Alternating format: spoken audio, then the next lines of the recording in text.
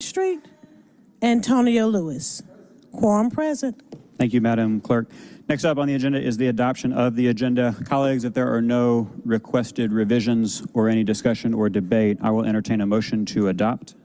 Motion by Juan, second by Dozier. We can take that on unanimous consent if there's no objection. Madam Clerk, how many members are present?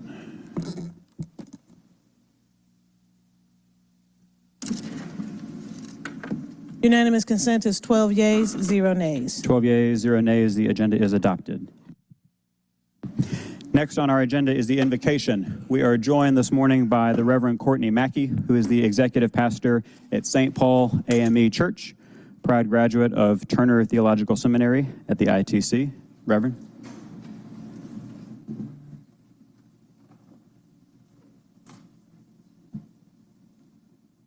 Let us pray. O great God, whom we know by many names, we beseech you in this moment with a mindset of gratitude and thankfulness. We thank you for being benevolent and merciful unto us, and for introducing us to the universal logic of peace and love. In a world filled with hate and divisiveness, we pause this afternoon to magnify and to acknowledge your compassionate divinity that embraces our humanity with grace, teaching us the importance of empathy. God, we thank you for this city council. Thank you for the tireless efforts of these your servants who were elected to serve the people of this great city. This afternoon, we ask you to bless our nation, bless our state, bless our local leaders, bless every worker in this city and every resident. May every laborer in the facilities, even in the place we stand, be blessed with unmerited favor and the benefits of economic stability. Oh God, in this moment, I pray that you will give more strength to those of us gathered in this room as they conduct the business, that it be for your glory.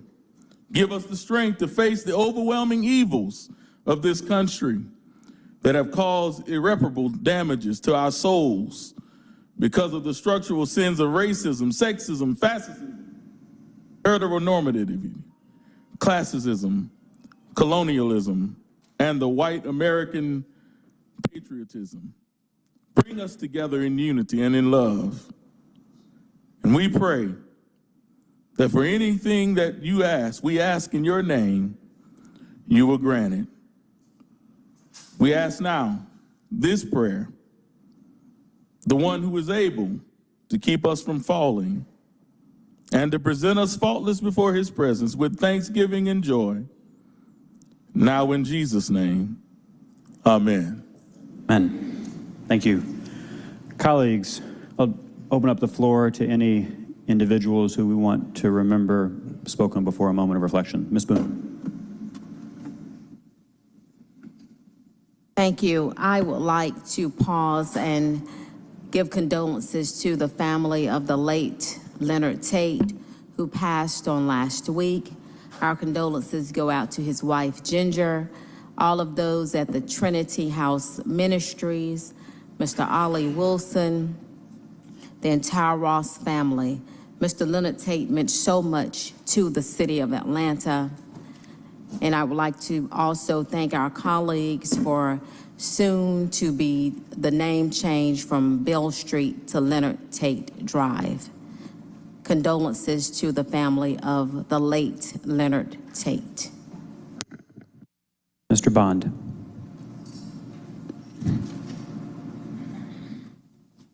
I just wanted to also add my voice to those who are learning of the date of the great Dr. Leonard Tate, who labored literally in the streets of Atlanta for decades on behalf of the absolute least of these in this city. The homeless, the unsheltered, the unresourced. He was their voice in this chamber, at the county hall, at the state capitol. And he performed that duty and labor without cessation. Did it his entire life. For those of us who've been in Atlanta for a long time, Leonard Tate is synonymous with the uplift of his fellow man. And so this is a tremendous loss for the city of Atlanta. And thank you, Councilwoman, but I was unaware that he had passed.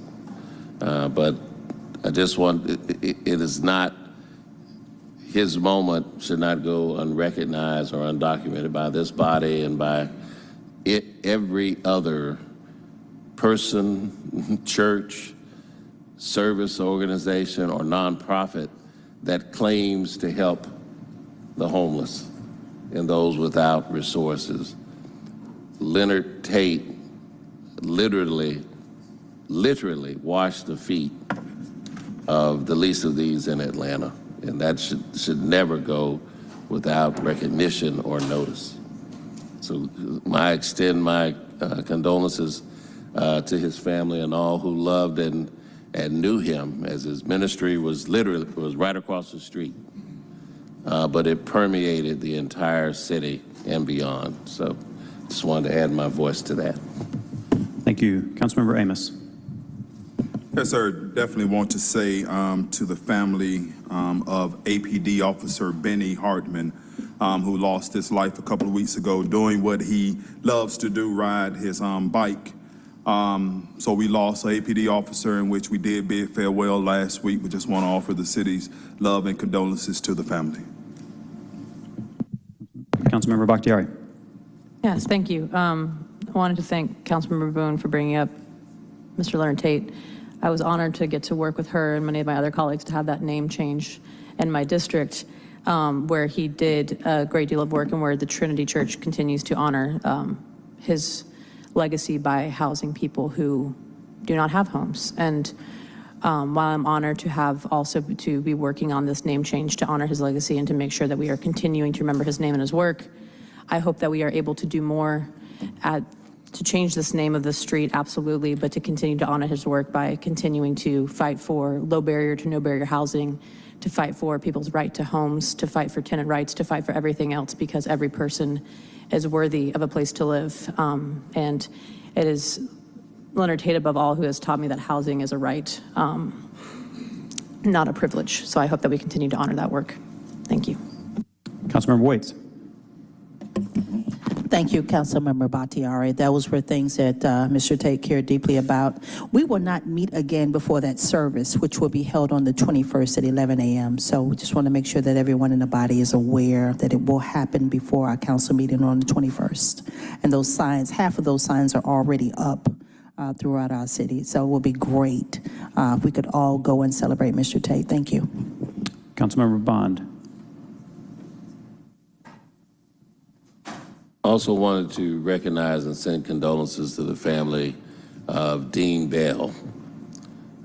Dean Bell was an engineer who worked as a contractor with the city of Atlanta for more than 30 years, who had a hand in helping Atlanta meet its obligation under the consent decree. And he was his death was unexpected, so we wanted to send condolences to his family. He will be funeralized, I guess, in a couple of weeks. But he had an indelible impression on the work and the timing of the work to make sure that it was timely and underneath deadline that saved the city countless millions of dollars underneath the consent decree. And just as a person, he was an outstanding individual. He was a great man and mentor to many of us who have served in this body currently and beforehand, and he will sorely and deeply be missed. Thank you. I'll add my words to Councilmember Amos's comments. I had the opportunity to teach Benny. He was a proud member of the Carver class of 2013, so I taught him both world history and U.S. history, and he went on to serve this country in the military before joining Class 262 of the police department, and had a beautiful service last week. So we are grateful for his service to the city, and we will take all of those names and any others into our moment of reflection.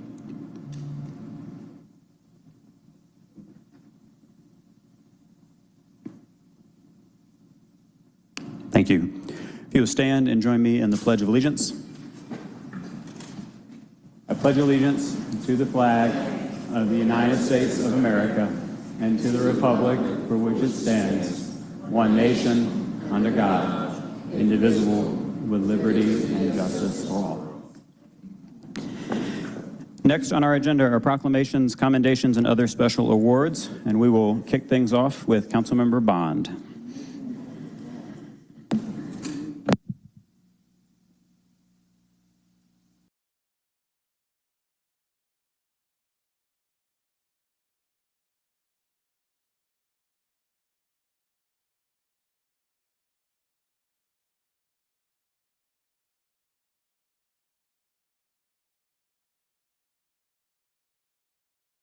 Thank you, Mr. President Pro Tem. I'd like to ask all those who are associated with Black Business Month and the Georgia Black Chamber of Commerce to please come forward.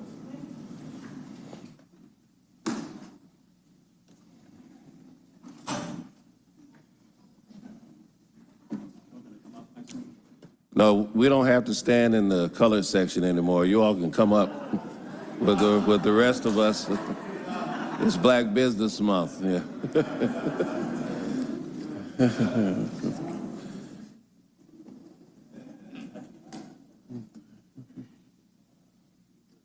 What did Jefferson say? Moving on up. Moving on up.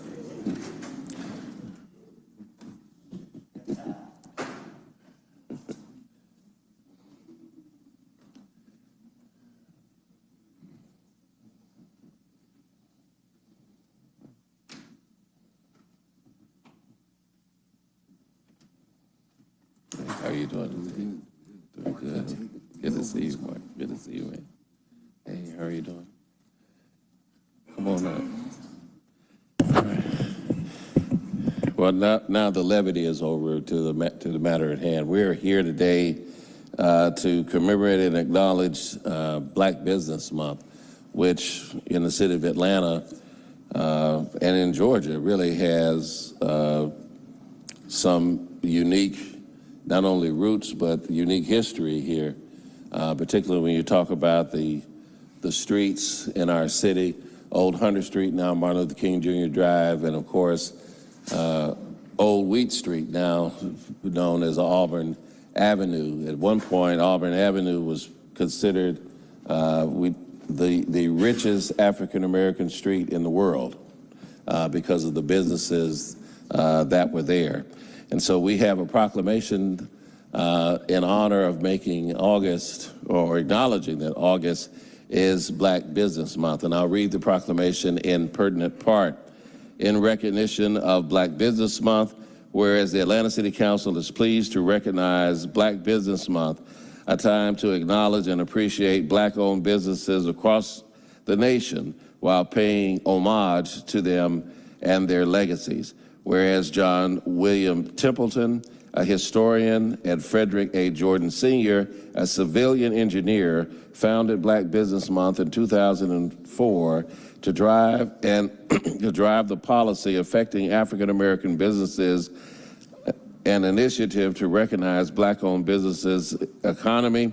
And whereas, according to the U.S. Census Bureau, Black business owners account for 10% of U.S. businesses and nearly 30% of all minority-owned businesses, which amounts to approximately 2 million companies owned by African Americans. Nearly 40% of Black-owned businesses are in healthcare and social services, repair and maintenance, laundry services, advertising firms, auto dealerships, consulting services, restaurants, barbershops, beauty shops, and more.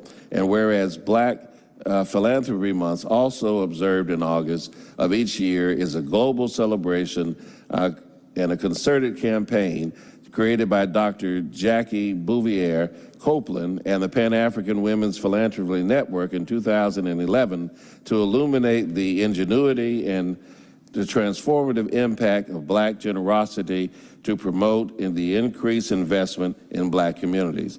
Whereas National Black Business Month is particularly important given the number of Black businesses within the city of Atlanta and the state of Georgia and the opportunities to do business in this great city. This exciting time for Black businesses, as Atlanta's Black Chamber of Commerce is looking forward to working closer with the city of Atlanta to support Black businesses.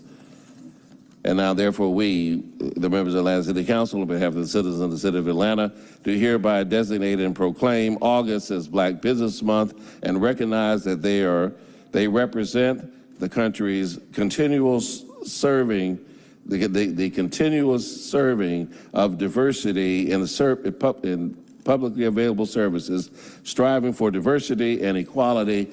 Therefore, I have set my hand and have caused the seal of the city of Atlanta to be hereunto affixed. Congratulations. Applause.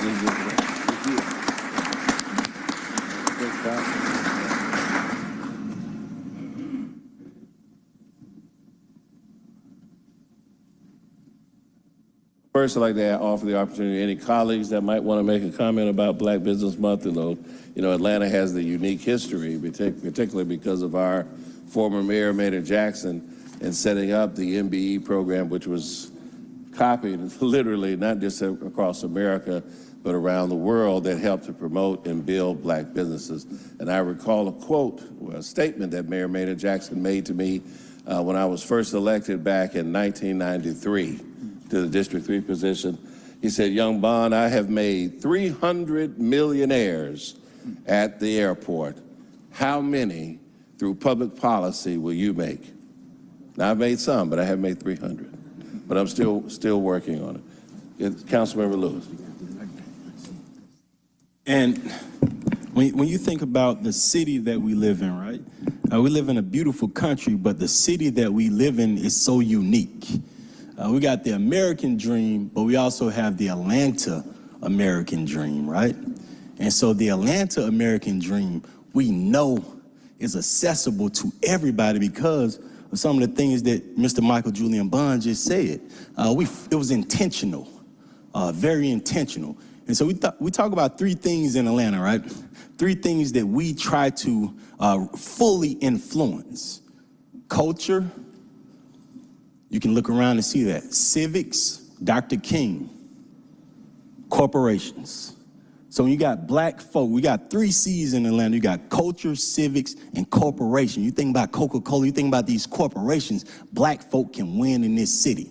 And so that's what we've been selling, that Atlanta American dream. And this week and this month is what we have been doing right here and influencing the world. So I appreciate you today, Mr. Michael Julian Bond, for bringing this, for making sure we recognize Black Business Week. And I appreciate the business leaders who are making sure we keep pushing forward. I know we started off by saying we want to see the airport and see Black businesses do 35%. We live in a state, because we talk about the Atlanta American dream, we live in a state where less than 1% of the business that's done is with Black folk, with anybody of color. And so that's why we are the shining star we're that shining star in the sky. That's why we're that city on the hill, because we've been intentional with making sure we force this going. So thank you again, Mr. Bond. Ms. Weiss? Councilmember Weiss? Councilmember Bond, again, I want to thank you for bringing the legislation. As Councilmember Lewis echoed again, that one of the reasons that our city is so a leader, and again, it influences everything in our country, is, I believe, due to the DBA program, but also due to our policy here in the city of Atlanta.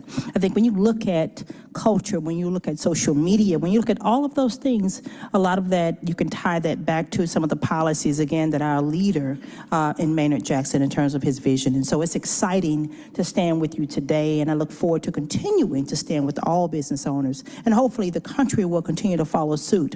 Again, our state has not been a partner in this conversation, and it is our hope that we can influence those conversations in January and move some of that business forward. Again, thank you again, Councilmember Bond. Ms. Overstreet.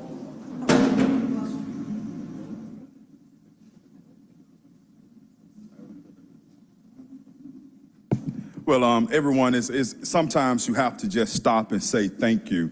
And as the representative that represent half of Old Hunter Street, M.L. King Jr. Drive, also include Donald Lee Hollowell. When you talk about places like that in which black and brown businesses has been the cornerstone of our economic development and moving us forward, when you have an organization that is willing to stand in the forefront and do what you do to remind people every day that this city was built off of the backs of the small businesses.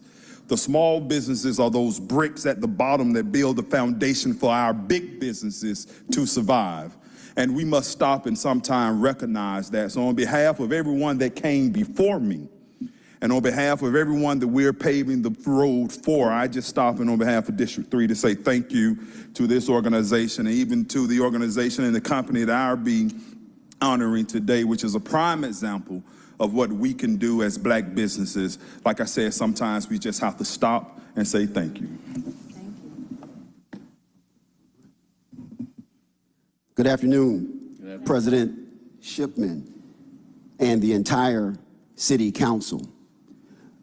My name is Melvin Coleman. I'm the President and CEO of the Atlanta Black Chambers. And on behalf of our governing board of directors, our executive leadership, and our entire membership, we thank you for this opportunity on Black Business Month. Now, I have with me today governing board member Crystal Spellman, our president emeritus and founder, Michael T. Hill, and also our current board chair and immediate past president, Mr. Marquis Tate.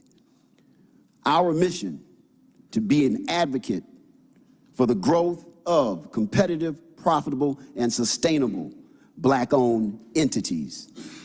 We play a critical role in the fact that Atlanta is indeed a global hub of entrepreneurship. Just a few weeks ago, I was in our nation's capital, Washington, D.C., with many, many other Black Chamber leaders as we attended the U.S. Black Chamber's annual conference. While there, we had an opportunity to visit the White House, which included a meeting with our very own President Joe Biden. Also, many members of that administration spoke to us directly, a room full of Black Chamber leaders. And the only city that I can recall being mentioned as they spoke to us was Atlanta. Atlanta was being recognized for our good, wise, and effective policies that have delivered outcomes for decades that set an example for the rest of the United States of America to follow. And so I took great pride in letting everyone know that I represent Atlanta while they're in D.C. And so again, I want to say thank you very much for this opportunity. This is Black Business Month, but we do black business every day at the Atlanta Black Chambers. Thank you.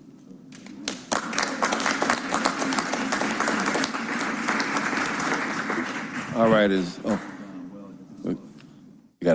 got a PS? Yeah, one thing. And I had to go and Google it because when you're talking about the Atlanta Black Chambers, and I went to Lincoln University of Missouri, and Jesse Hill Jr. is my mentor.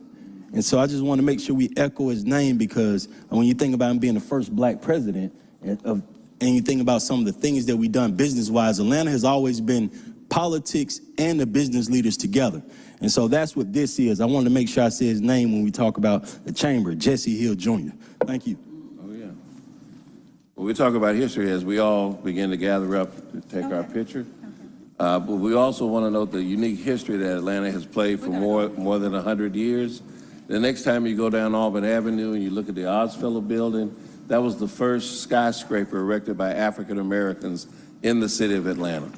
Booker T. Washington came to help to lay the cornerstone with the Prince Hall Masonic Lodge. So we're wrapped in that, and so I guess at least for this month, you want to buy black, go to a black-owned business, keep it in the black for August. And y'all got to move around, because this is my Fair enough.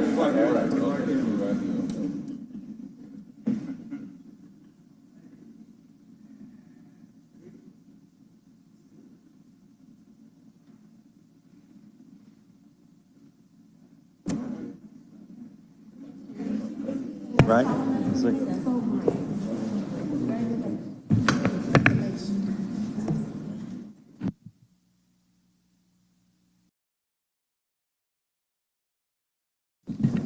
All right, our next proclamation is going to be presented by Councilmember Howard Shook, and anyone who is here for Lowell Chambers, if you will come on up to the podium as well.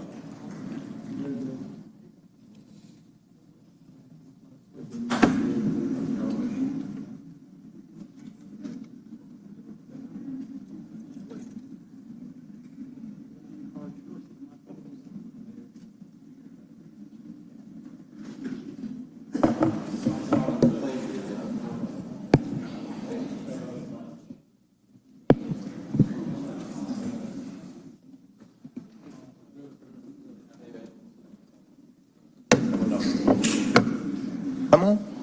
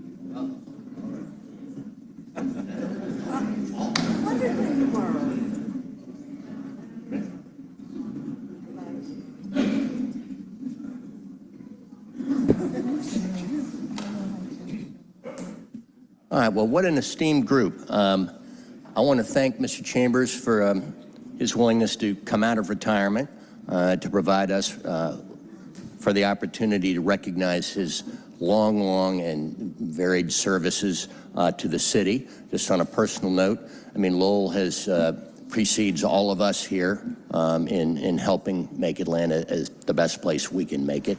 I want to personally thank Lowell for the many times he showed me what a top-notch city employee, how a top-notch city employee interacts with the public. I have been with him while he has addressed face-to-face aggrieved property owners, and then he politely listens to their version of what the city did that created the problem and what the city has to do to correct it, after which Lowell would patiently explain, no, actually the city's responsibility is over here, and by the code, we can only do this, and by state law, we can only do that. And then the most important thing that he would do is he'd say, if this was my property, here's how I'd solve the problem. And I regret that probably not as many people took him up on that as they should have.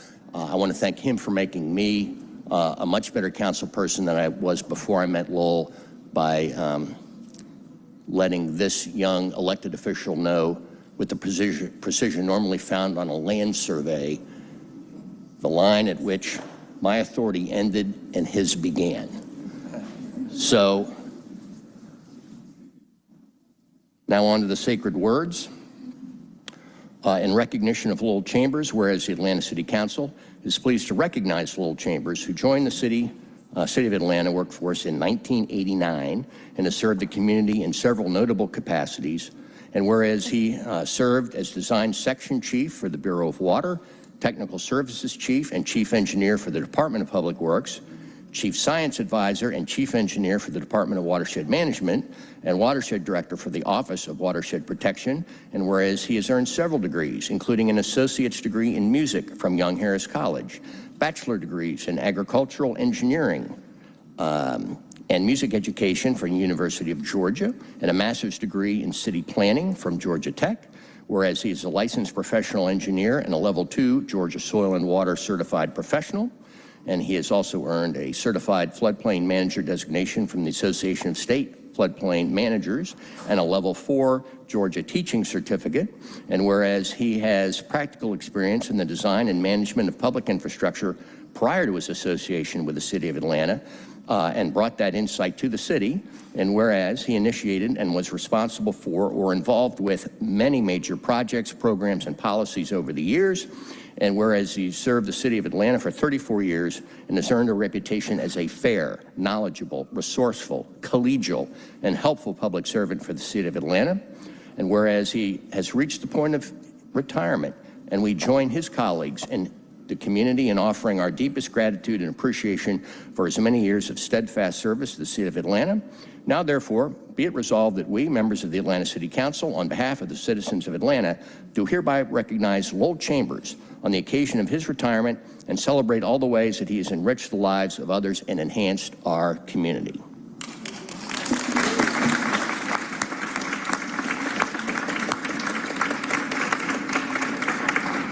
All right, Lowell, you got to pose for a picture with me.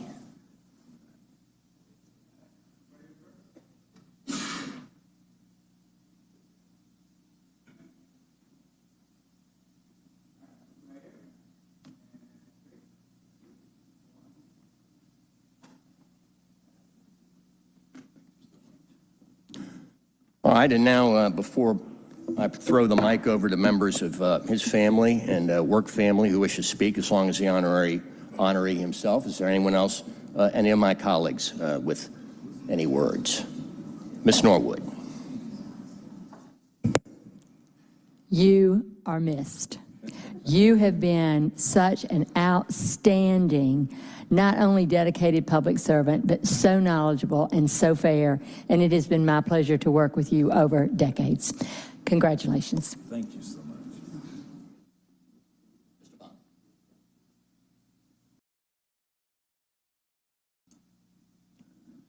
Mr. Chambers, we are impoverished by your absence. Though we congratulate you on your retirement, you are truly the epitome of what it means to be an ardent, dedicated public servant to the City of Atlanta. Though I will express disappointment that we have not seen, though we've seen your expertise over and over again in various city projects, we're very disappointed that we have not heard anything about your music degree from Young Harris College. So we'll hold you to that. We want you to see you use it. Congratulations.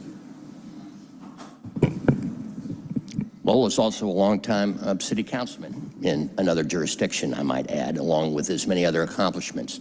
All right, I'm going to throw it over. We'll get to his family, but I'm going to see if there's any members of the work family. I see several notable people here. Commissioner, come on up. Mr. Chambers, it has been a pleasure and honor to work with you over a decade. I'm so appreciative of just your dedication, your hard work, and just effort and everything that you gave to the Department of Watershed Management and Public Works before it was Watershed Management. You're one of the encyclopedias of the department that will be just missed. I will still reach out to you. Please keep the phone on. I have your cell phone number. And really, thank you for staying 2 years longer than I know you intended to stay. You kept that commitment and that promise, and I'm forever grateful for it. So thank you. Right.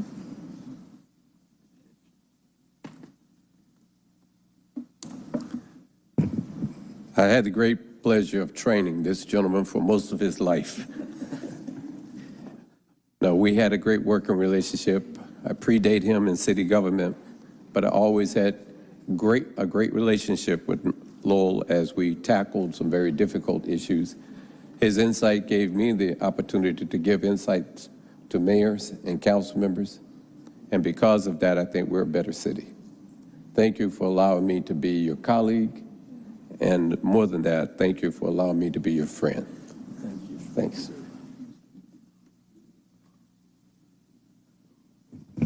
Yes, Norman.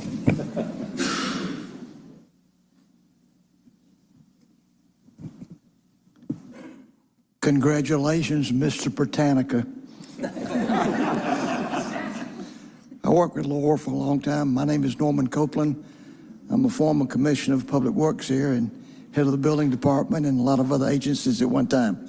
I think Atlanta deserves recognition of a person like Lowell who's done so much for everybody in the most important area of keeping Atlanta safe. So as a personal friend of his, and hopefully his family as well, I only wish him well for everything in the future to be successful. Thank you, Mr. Chambers, my friend.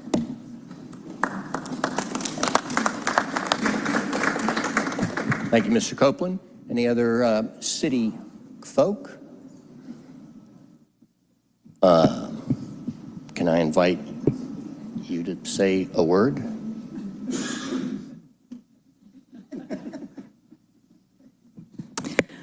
I'm the wife. And I retired 6 years ago, so I've had a good bit of alone time, and Lowell is getting used to the fact that I still need some of that alone time, but we're working it out. I'm really glad to have been able to share him with the city for 34 years, and now I'm glad to have him all to myself. So, thank you.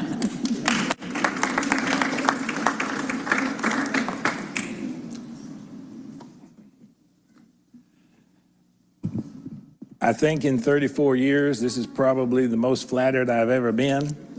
I came to the city of Atlanta in 1989 with the real, I thought at the time, intent of working here 2 or 3 years, moving on to greener pastures.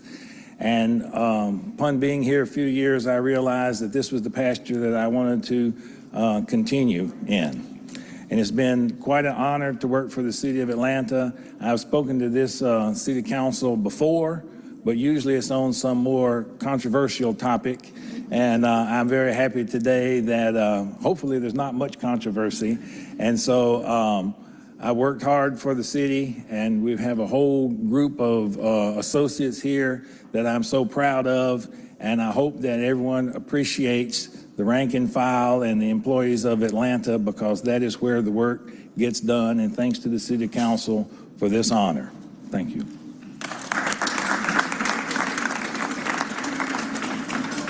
All right, as a former colleague would say, let's have our picture made.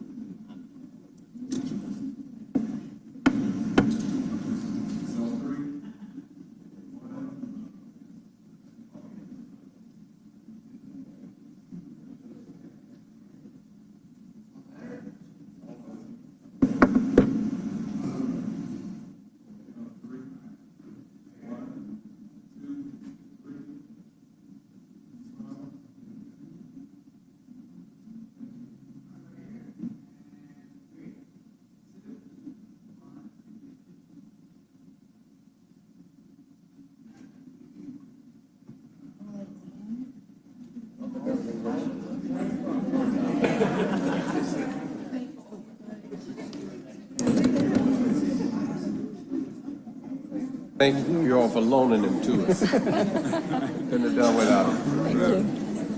Thank you. You must be a brother. Is your brother?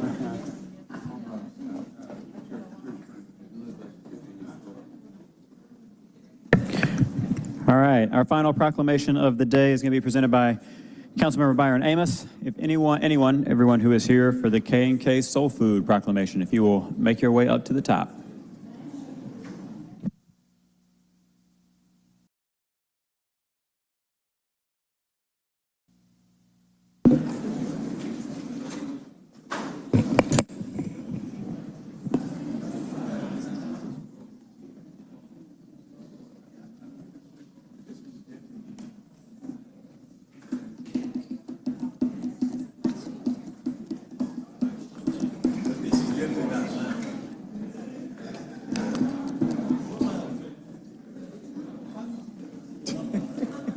Musical chairs. Chairs, they looking for chairs.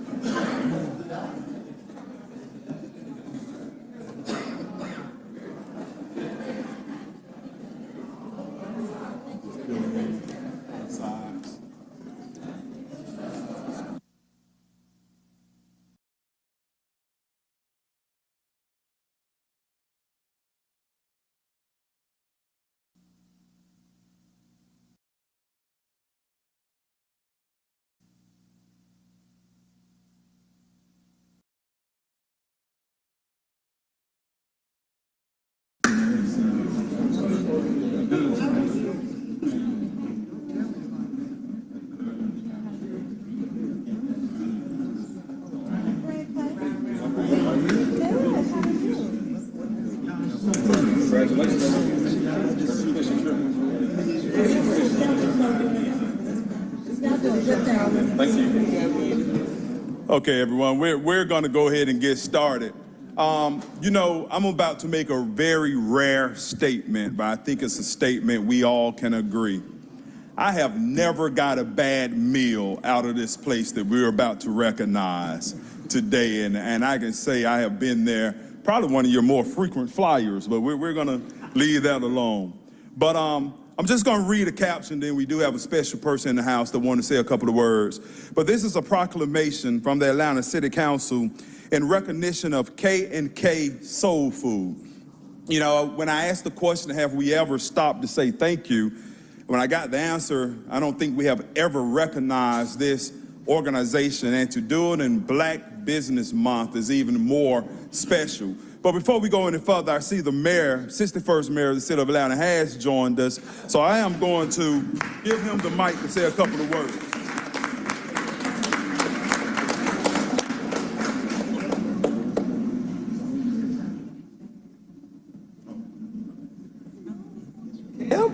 Hey, good afternoon, everybody. I'm just honored to come share a few words. I know Councilmember Amos is providing a proclamation today, and I was in my office and I saw all my friends gathered up here. I saw K&K Soul Food on the agenda, and I had to come out of my office to come say a few words. As I see, you know, our leaders in Black business out there in the audience, thank you all for what you're doing, Atlanta Black Chambers, and for this organization, this family, generations of leadership in providing food for the souls around Atlanta, and particularly on that Donnelly-Hollywood corridor. Mario, I consider you a friend, but also a passionate leader in our community. I've known him for decades now, and whenever it's a need to show up for the community to supply food or a good kind word, this organization K&K has been there. He's learned a lesson or two from his grandfather, and subsequently for other leaders in his family that have prepared him and the rest of the team to deliver unto the public something that they need to see, not only food for their bodies, but just the fellowship that feeds your soul. the things that happen at K&K. It's it's truly an Atlanta institution from its old days to even the days after we helped to step in as the city of Atlanta to help with renovations. I guess maybe 4 or 5 years ago, and they have always shown up for the community. So I thank you. I thank you as you're passing it down to my daughter's best friend, Cam, behind me. He and my daughter have been growing up since they were little together, and so seeing the next generation of this family go off to college and then perhaps come back to run this institution. So, Councilmember Amos, I thank you for saluting great business, particularly during this month. This recognition is well deserved, and continue just being awesome. And we'll be here as the City of Atlanta to support you in your current location and any other ventures that you'd like to go into, because you do good work, good business, and it's by good people, a good family. Thank you all, K&K. Thank you.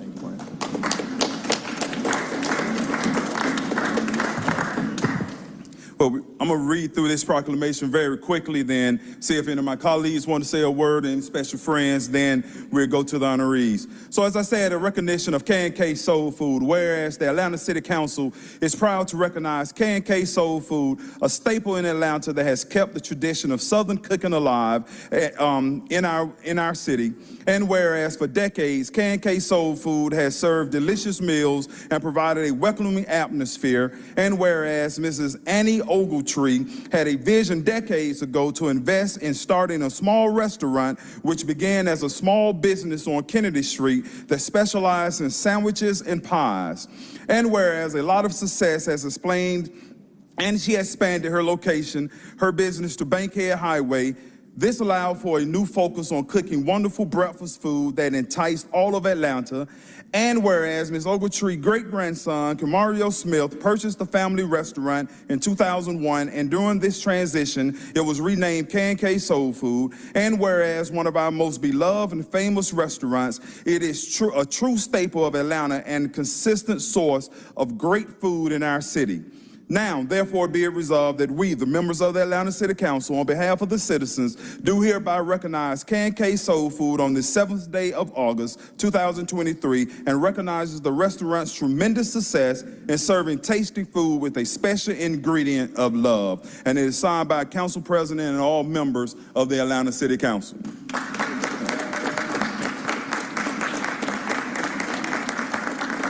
So I officially give this to Mario, or Mario as we know him, and if there's any members of my colleagues or special friends that would like to say anything, now would be the time.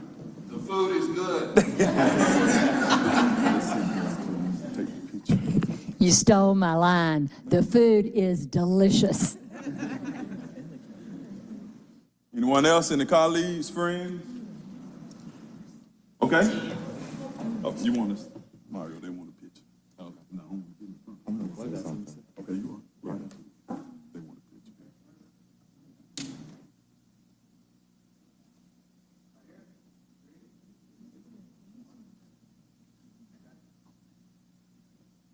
And I think a member of the family. Yes. Hello, everyone. My name is Carlton Smith. I am Kimario's younger big brother. And this is my grandmother, Dorothy Davis. This proclamation mentions her mother, Annie Ogletree, but I do want to mention that the dedication that she has put into this restaurant does need to be honored in her presence today, right here in this room. I think it's tremendous, and it's a special honor to see and for her to witness this in front of everyone. Oftentimes, Black women are not acknowledged and appreciated in their space, in their presence, and I think this is the perfect opportunity to do that. My family's restaurant, like he has mentioned, has been around for decades at this point, but she's there day in and day out in the kitchen. If you guys go there, you will see her. And I think that's just testament to her work ethic, her passion for food, but also her strength as a businesswoman, which that's what I'm here to talk about today. The fact that she was able to buy this restaurant in the 60s and demand that respect and attention and to carry that through. We've survived fires, we've survived COVID-19, and it's not just because of our family, but it's also because of the city of Atlanta and the working class people of this city that has kept us in business throughout all of these years. Like I said, she's from LaGrange, Georgia, but was raised not far from English Avenue off of Sunset. And it just shows that at the end of the day, English Avenue can produce all of these different things and these different opportunities. And it's not for without those people that we wouldn't be here. So we will continue to serve our community. Our motto is the next generation continuing to bring the best. And we're standing here with 3 generations of her family, and I think that just goes to show what an amazing job that you have done, not just with us, but for your community, and for that we thank you.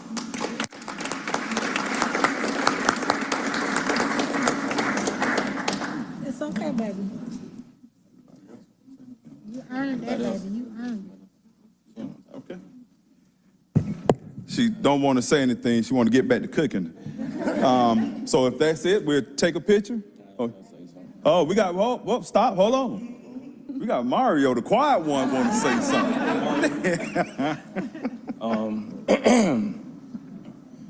I want to thank you first for acknowledging my family. We've been around for over 40-some odd years, and to see my great-grandmother name on this plaque mean a lot. For my grandmother to be here and witness this means a lot. It's a lot of blood, sweat, tears go into this. To see all this support, it's not about me, it's not about my family. I got an awesome staff, and you know, we do a lot. It's more than serving food. We serve the community, and that's our passion. That's our passion, and we plan on continuing to do so for another 30, 40 years. Yes, sir. And again, I want to thank you for spearheading this proclamation and acknowledging my family. And again, it means the world to me that my grandmother gets to witness this. Again, I wanted to say thank you.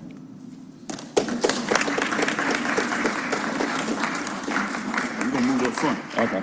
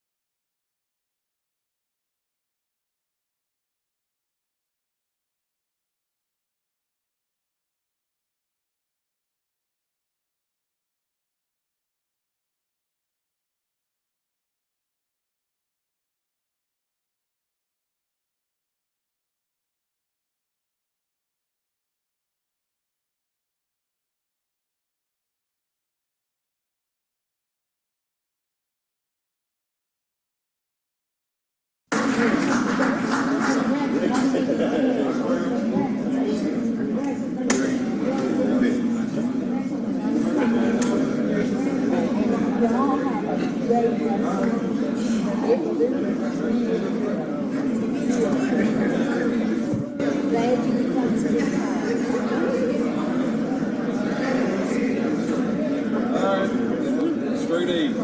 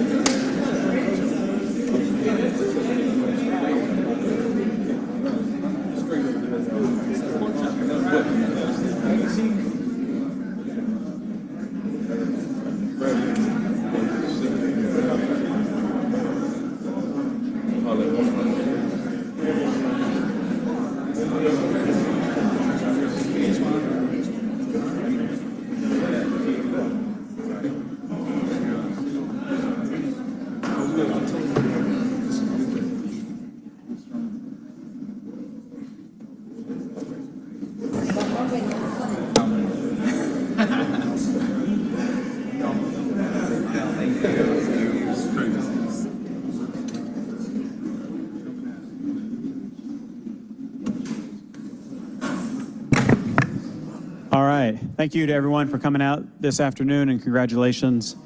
And thank you, colleagues. Next up on our agenda are remarks by the public who have signed up before the meeting began. Individuals will have 2 minutes each, unless you have been yielded time by someone else who was also here to sign up during the allotted time. I will call up in blocks so that people know who is next up. And we are going to start with Prophet Curtis Hairston, followed by Andre Jordan, and then Dr. Dewan Robinson. So in that order. If we can, hold on one second, Prophet. If we can get everybody to grab their seats.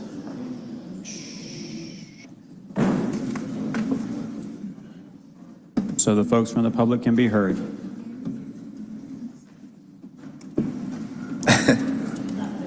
All right, Prophet Curtis Hairston, followed by Andre Jordan and Dr. Dewan Robinson.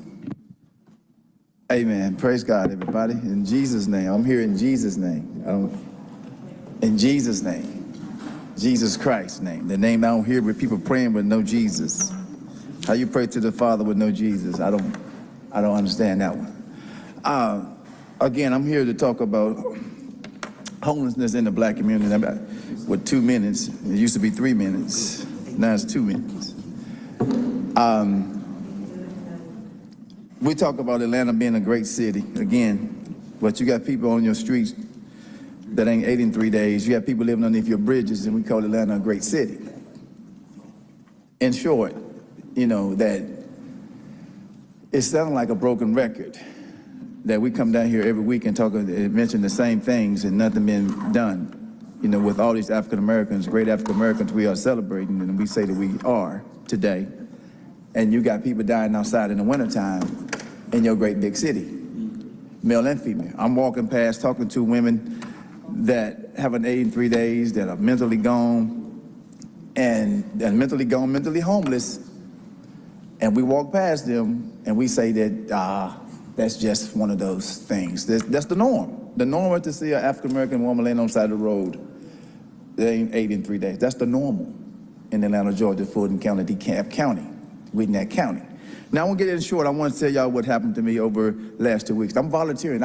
I feed homeless people myself. So I got my tire on my car. The rotor that's connected to the bar broke. Okay, so I had to park my car on the side of the road. Consequently, I got fired from my job up here at Irish Pud in Midtown for, I don't know, they just fired me. They can do that to a black guy. And now my car's on the side of the road. I have no money to fix it, right? So I had to let it sit there. So what happened behind that was they South DeKalb, they confiscated my car, so now I got to spend some more money. Thank you, Prophet. To get my car out of the pound with no job. See, that's how y'all do black people. That's how black people done in this city. Thank you, sir. Next up is Ms. Andre Jordan, followed by Dr. Dewan Robinson, and then Deshaun Lee. 2 minutes. Giving honor to the Spirit of Christ, to everyone that's here. Be sober, be vigilant, because your adversary, the devil, as a roaring lion, walketh about, seeking whom he may devour. 1 Peter 5th chapter 8th verse. Peter says to be sober, vigilant, on the alert, because the devil is a roaring lion, is seeking to devour. James will seek to devour me because he hacks my computer, for me not to receive the income Jesus has created through me. Jesus was manifested to destroy the works of Satan, the Bible states. And the people shall take them and bring them to their place, and the house of Israel possess them, in the land of the Lord for servants and handmaids. And they shall take them captives, who captives they were, and they shall rule over their oppressors. Isaiah 14, chapter 2nd verse. I dreamed that the enemy had me reign over you because of the gift Jesus gave me. Woe to them that decree unrighteous decrees, and that write grievousness which they have prescribed. Isaiah 10:1. Prophetic woe is pronounced against those administrators who pervert justice. Now if I do that, I would not. It is no more I that do it, but sin that dwelleth in me. Romans 7, chapter 20th verse. Jesus give us power to conquer and disobey sin that dwells in me and you. Let me be Christ's servant, and you also is the true blessing. Christ is more for us than we have for ourselves, because we cannot deliver ourselves like God can. God told me to work because of a problem in the future that's going to happen at Cop City. But y'all going to be realizing that you needed what Christ has done in me. Christ can work when we work for him. Thank you, Ms. Jordan. Dr. Dewan Robinson. I do not see you, so we will come back to you. I do see Representative Dean, and I see that you're listed at the end of public comment, but sir, as a former elected official, you actually have the opportunity to speak right now. Yes, sir.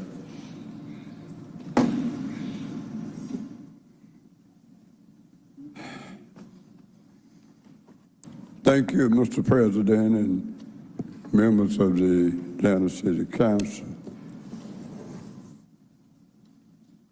About 3 years ago, I lost my wife, and I've lost part of my sight.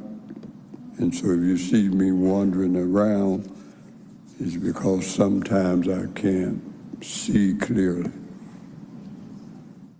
I come here today to talk about the railroad. I served in the General Assembly, and I remember 20, 30 years ago, I went to lunch with the railroad in Pittsburgh, and one of my colleagues was a lobby for the railroad, and I was complaining about how the railroad don't cut back the grass and debris everywhere. We had an oil pit in Pittsburgh. They wouldn't even clean the oil pit.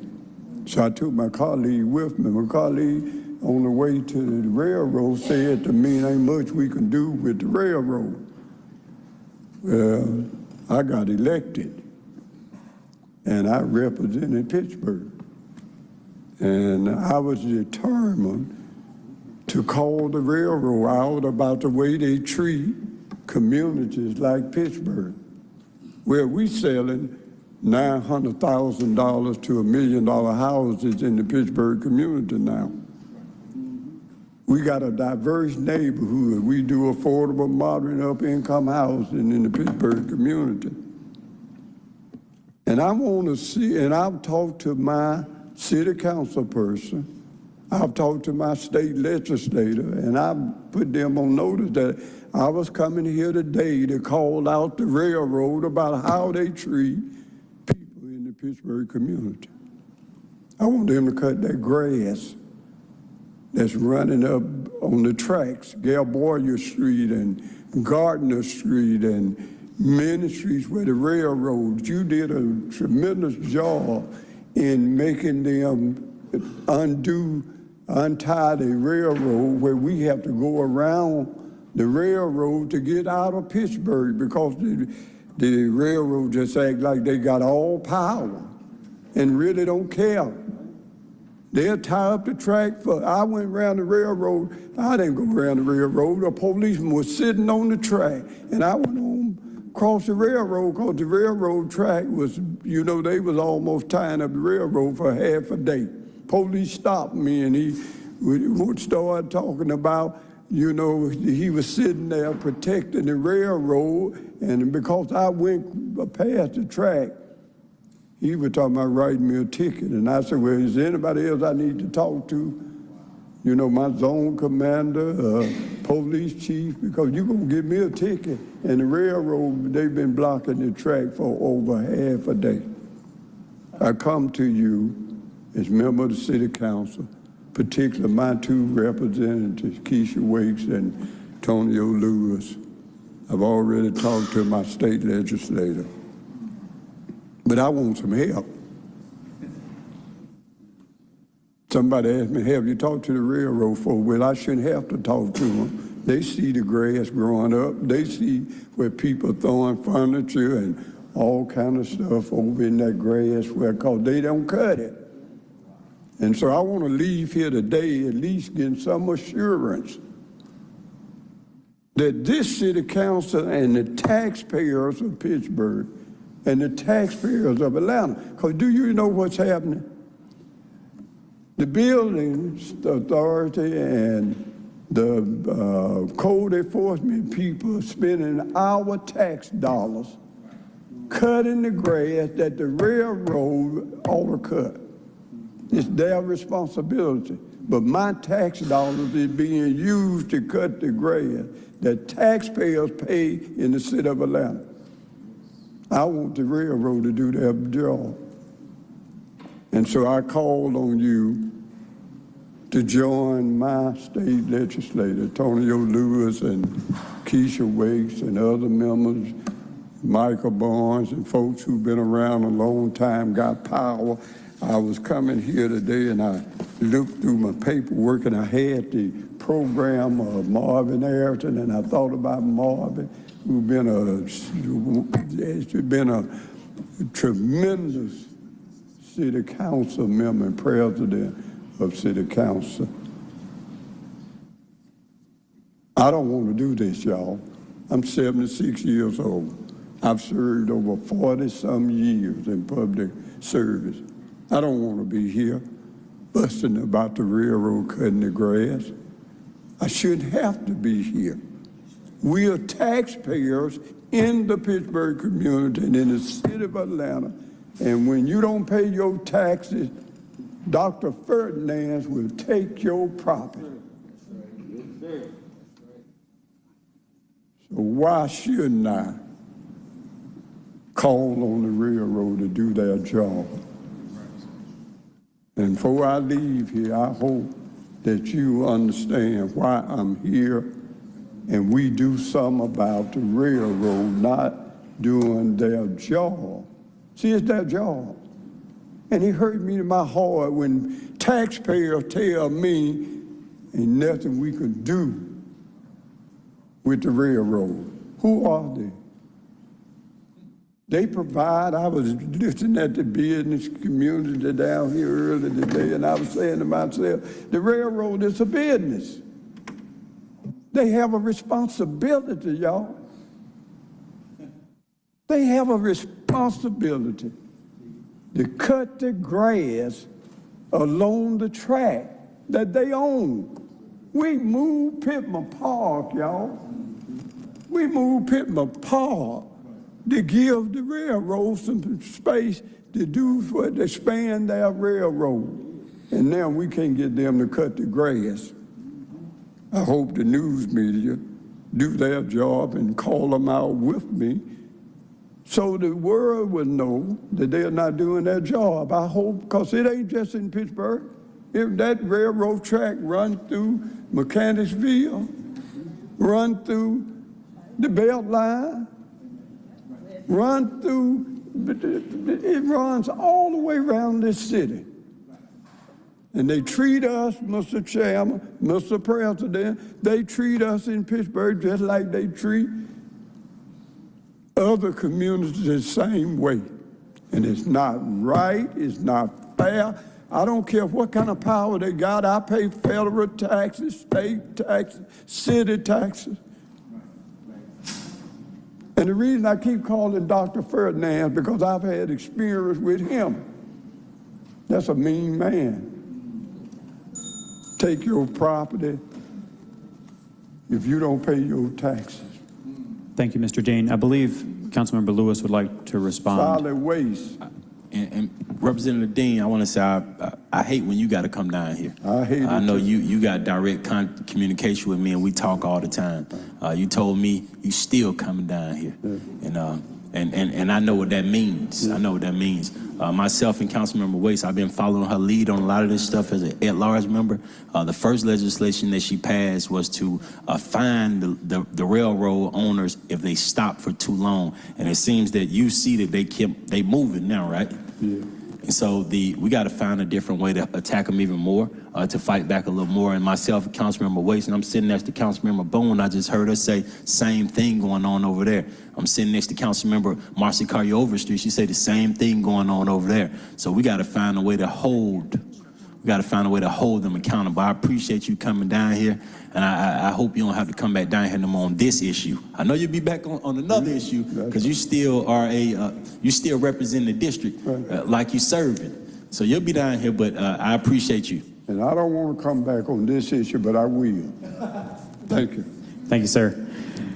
Next up is Dr. Juwan Robinson, who will have 10 minutes, thanks to yielded time, followed by Deshaun Lee and Alma Lott, each with 2 minutes.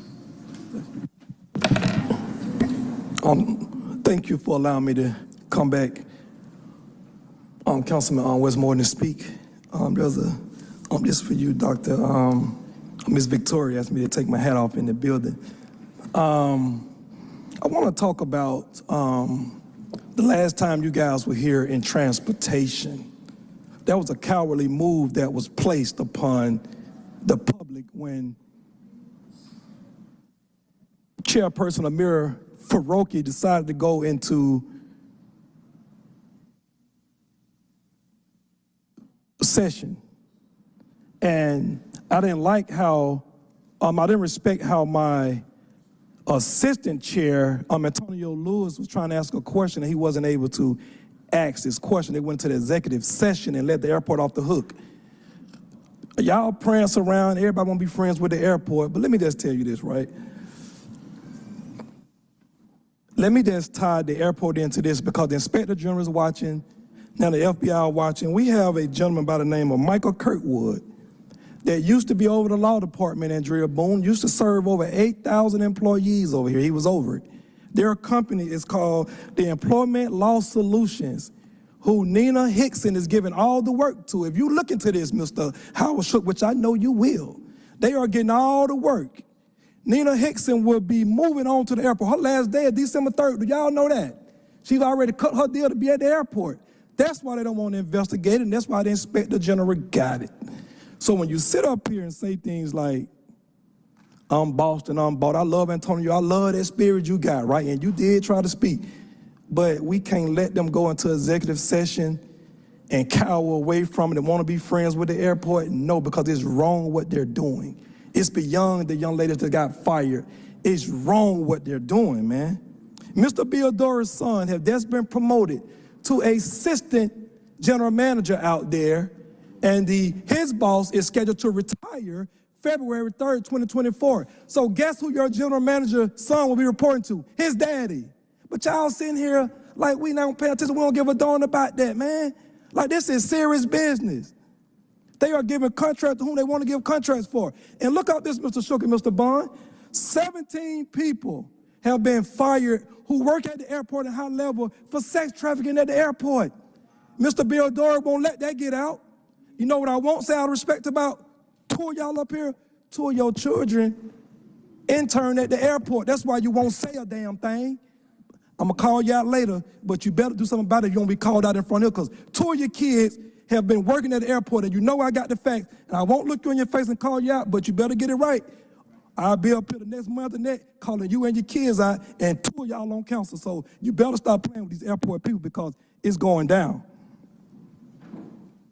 Michael Kirkwood worked for the city of Atlanta under Nina Hickson.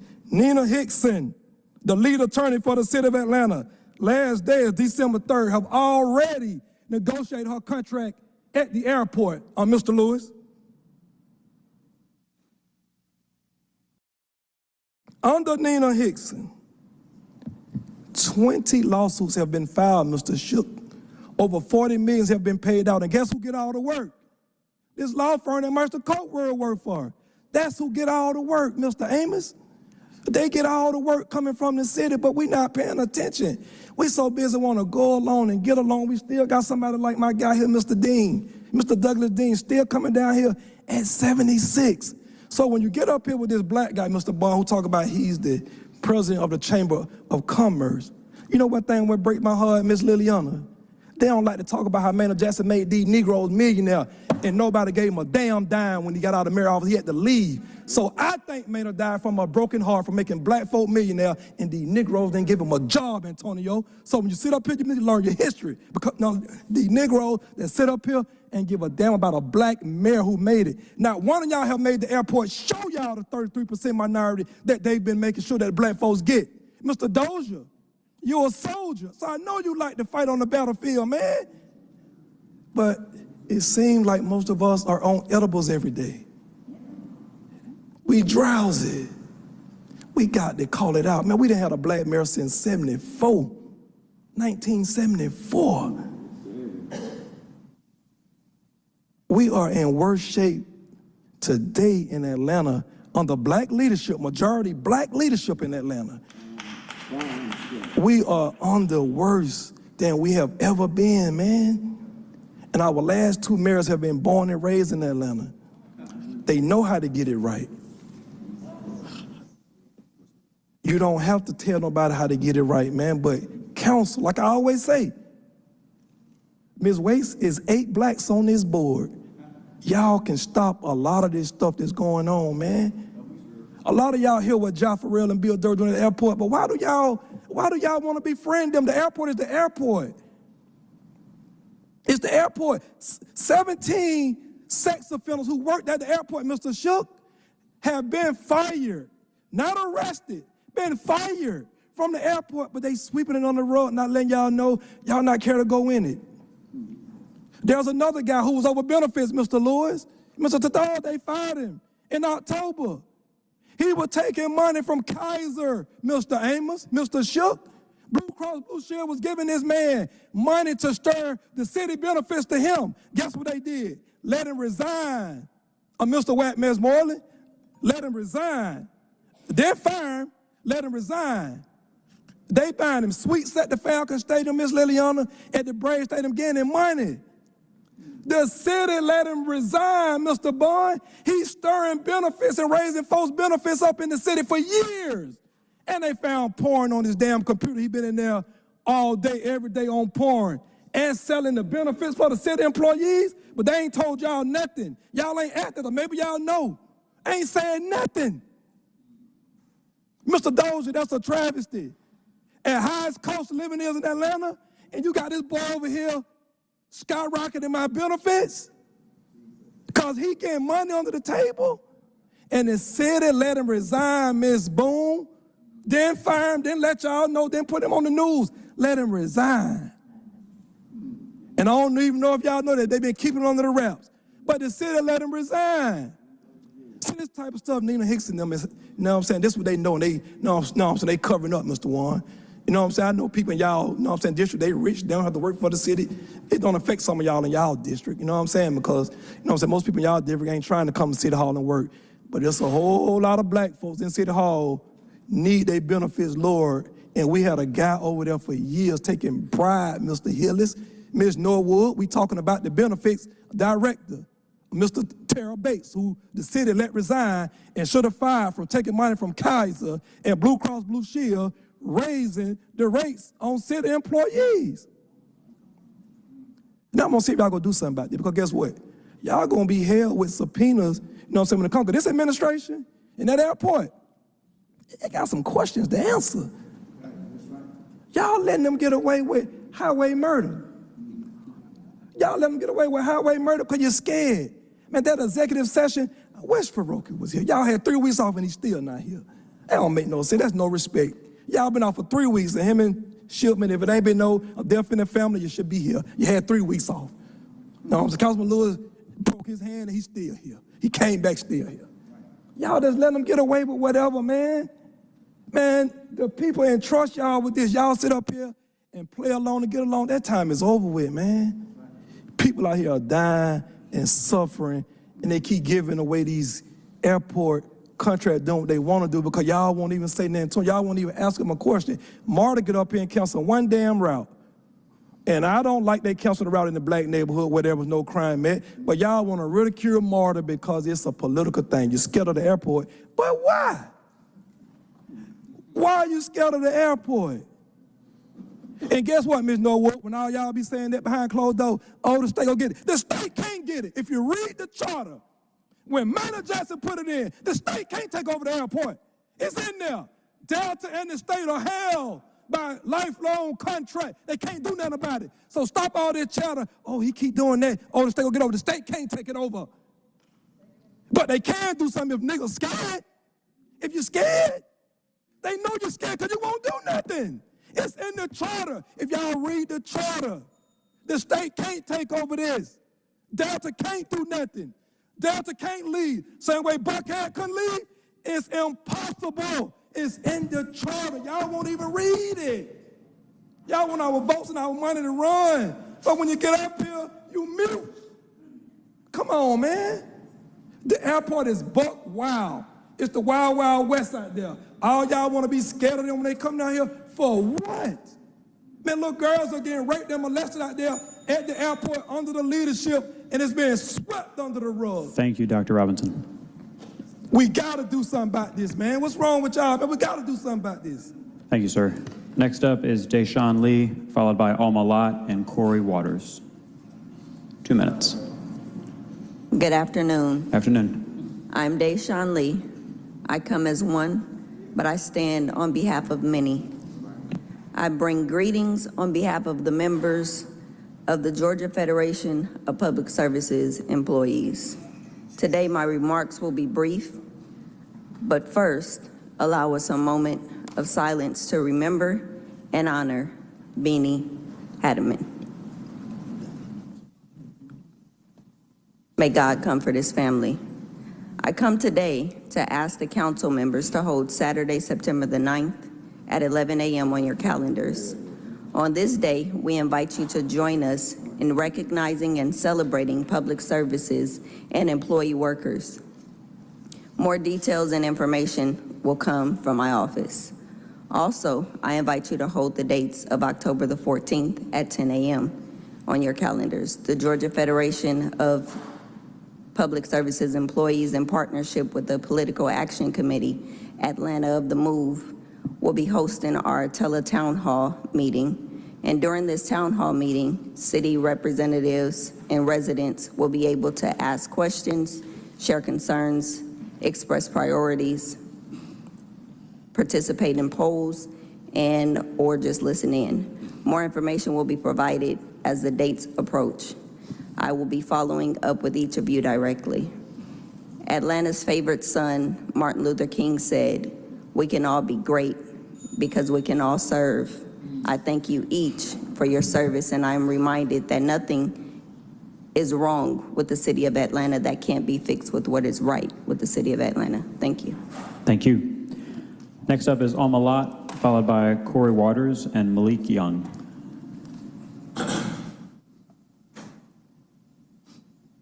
Ms. Lott, you have 2 minutes.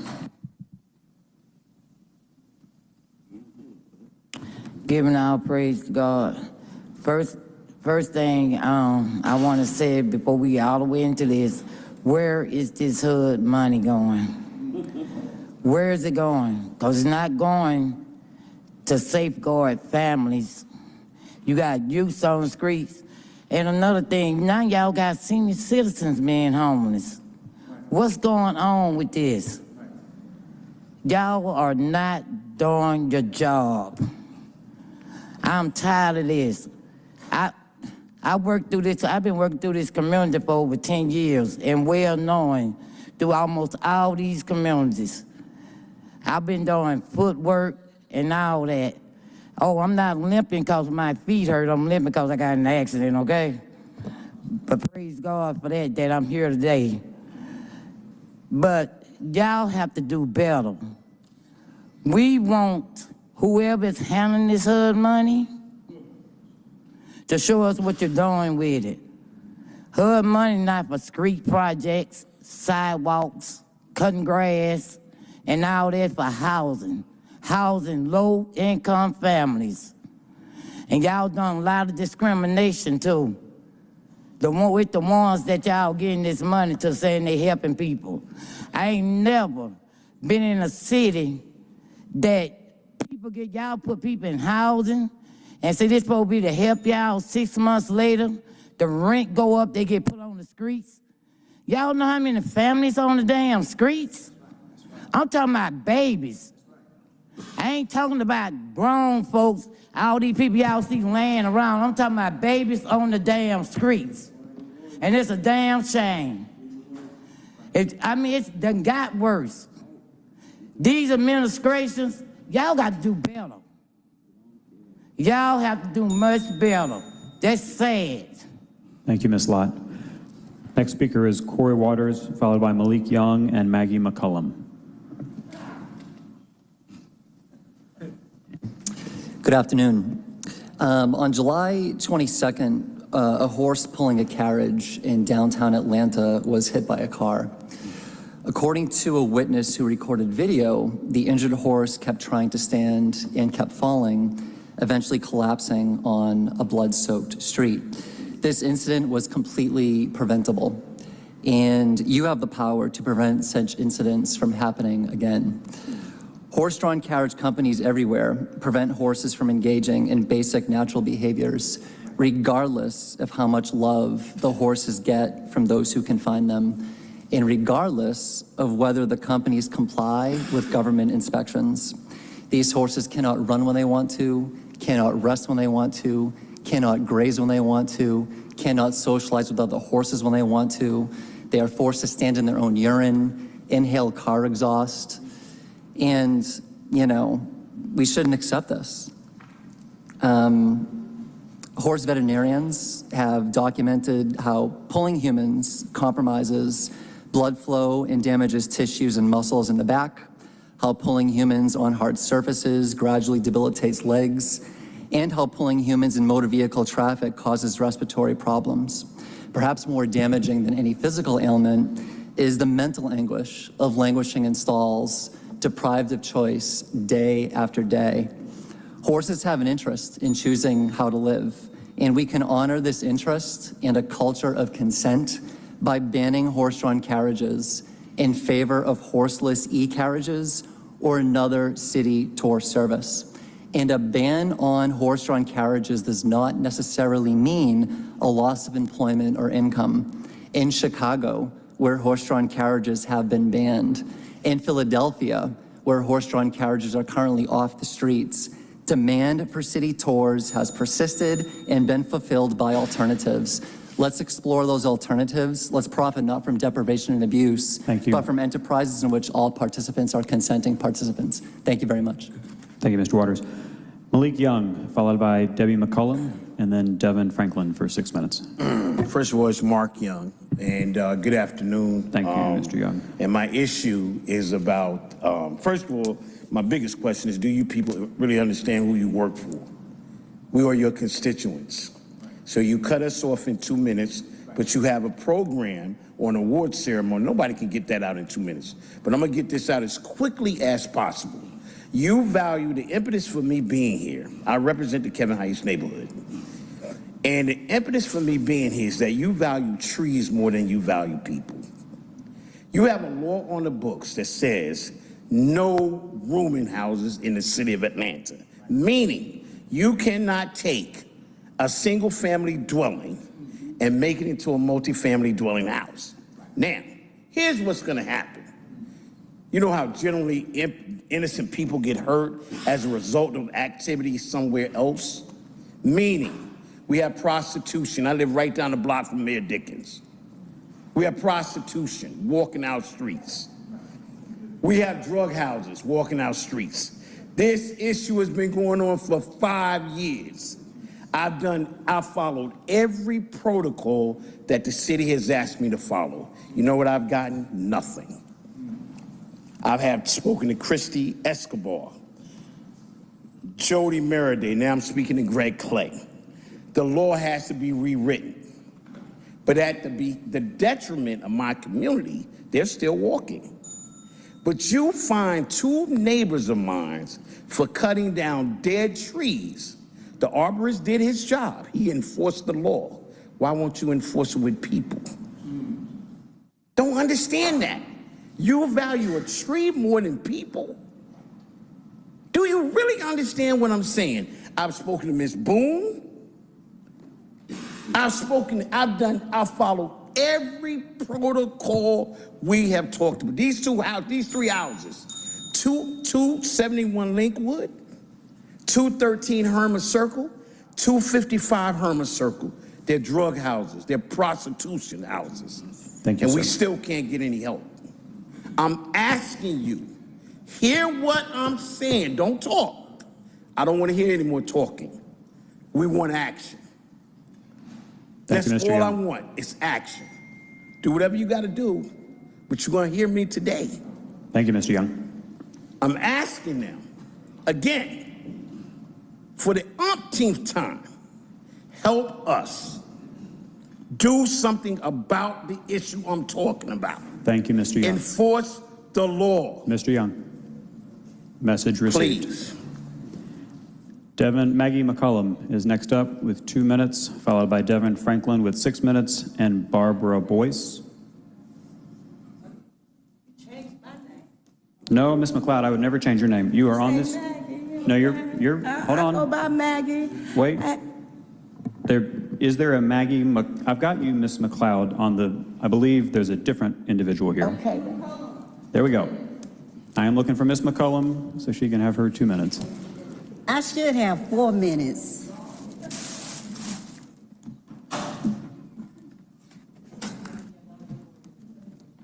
So you do.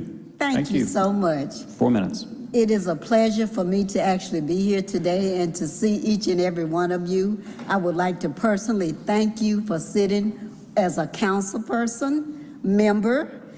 And first of all, I want to say, my mother used to say you could take a horse to the well, but you can't make him drink. Thank you for sending me to the National Senior Games, which I represented the city of Atlanta. And I did the best that I could do. Thank you so much. On behalf of myself and in my community, I see a lot of grant-funded money that actually come through the city of Atlanta. I have been in my house over 3 decades, and I need some repairs. And I've asked my council member, Winston, to assist me in that. He talked to House Proud. They came in and they patched stuff up. This is the foam that they put inside of my house. The roof, the squirrels are eating into the roof and going into my house. All I asked for was some siding and a roof. That's all I asked. I didn't ask anybody to patch anything up because I could patch stuff up myself. So, with that being said, the squirrels leave me sleepless, day in and day out. I don't know if you have a mother that is still alive, but I am somebody's mother, and I've been in the city of Atlanta a long time. My house is over 103 years old. All I need is a little help. That's all I need, Councilmember Winston, just a little help. The next thing I wanted to talk about, and I wanted to bring this to your attention, is the medical fraud that has came up. They asked me to do a challenge. The challenge was to receive a Fitbit. And with this Fitbit, it was going to allow me to win $10,000. So, the Fitbit, I got the Fitbit. Of course, the name of the company is Our Community Healthcare System. Please write that down. I have bills in front of me where they charge me $800 for the Fitbit. On the 17th of each month, the next bill I got was $1,846. They was charging me for mental health. They were charging me for physical therapy. They was charging me for never talking to the doctor, never heard anything. I've gotten charged for so many things, I don't even know how to witness to you what is actually going on. They are in city of Atlanta, and this is going on in the city of Atlanta. Recreation Department. We need to stop this. I'm looking at all the other seniors that are falling behind me. We need help. And I need, Councilman Boone, I need you all to get on this Thank you, right Ms. away. McCollum. Thank you very much. Next up is Devin Franklin with 6 minutes, followed by Barbara Boyce for 2 minutes, and Carlton, last name starts with an H, with 4 minutes.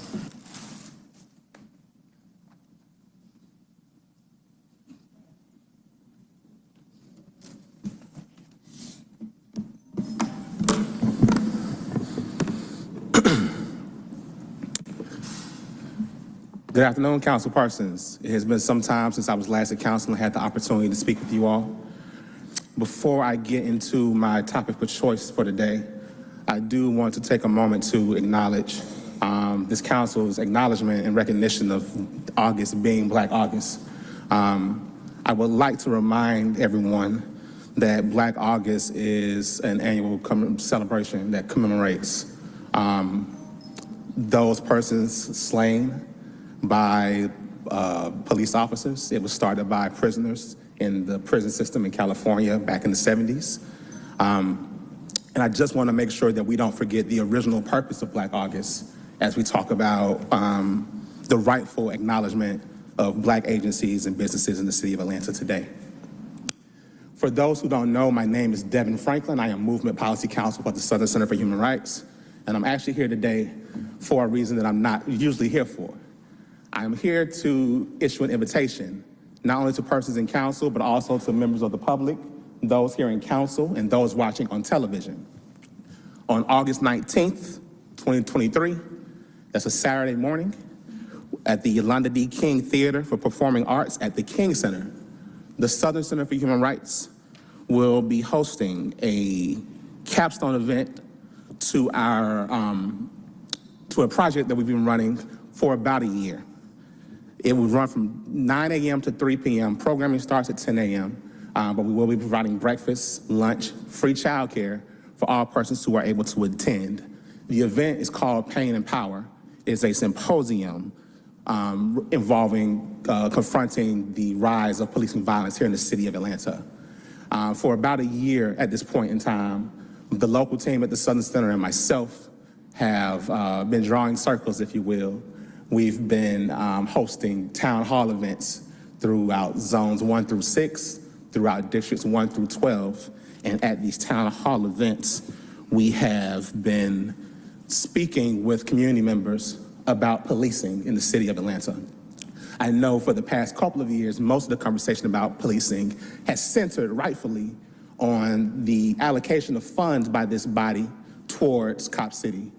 But the conversation is a bit deeper than that, and I would like to invite you all to this conversation. You members of council have previously received an email, but I know we get things lost in email very frequently. I do it very often myself. But I'm here today to issue physical invitations to you all.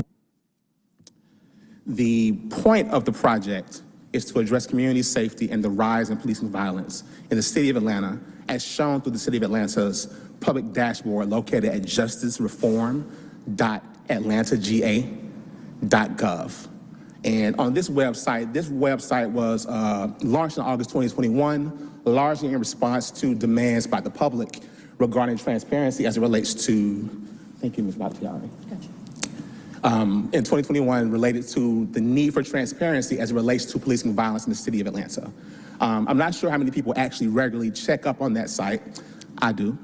And what it shows is that there's a trend of policing violence, use of force, incidences that result in the harm or alleged harm of persons arrested by the Atlanta Police Department. It shows the rates, the trends, the tendencies, the persons who are impacted, the race, their gender, all sorts of information. And we talked about what actually leads to this rise in policing violence, because we've been told that if officers had more training, they would hurt people less often. We've been told that community policing is something that would solve policing violence, but the public doesn't know. If we look at this website that I just gave you all, it asserts that Atlanta Police Department officers receive more training than the 70% average of police departments across the country, that they receive 90% more training than is required by the state of Georgia, and that we have a community-oriented policing section that already engaged in many manners of community policing. So the question is, why is policing violence on the rise? And this is a capstone event to the several town halls and crosstown conversations where we have engaged community members.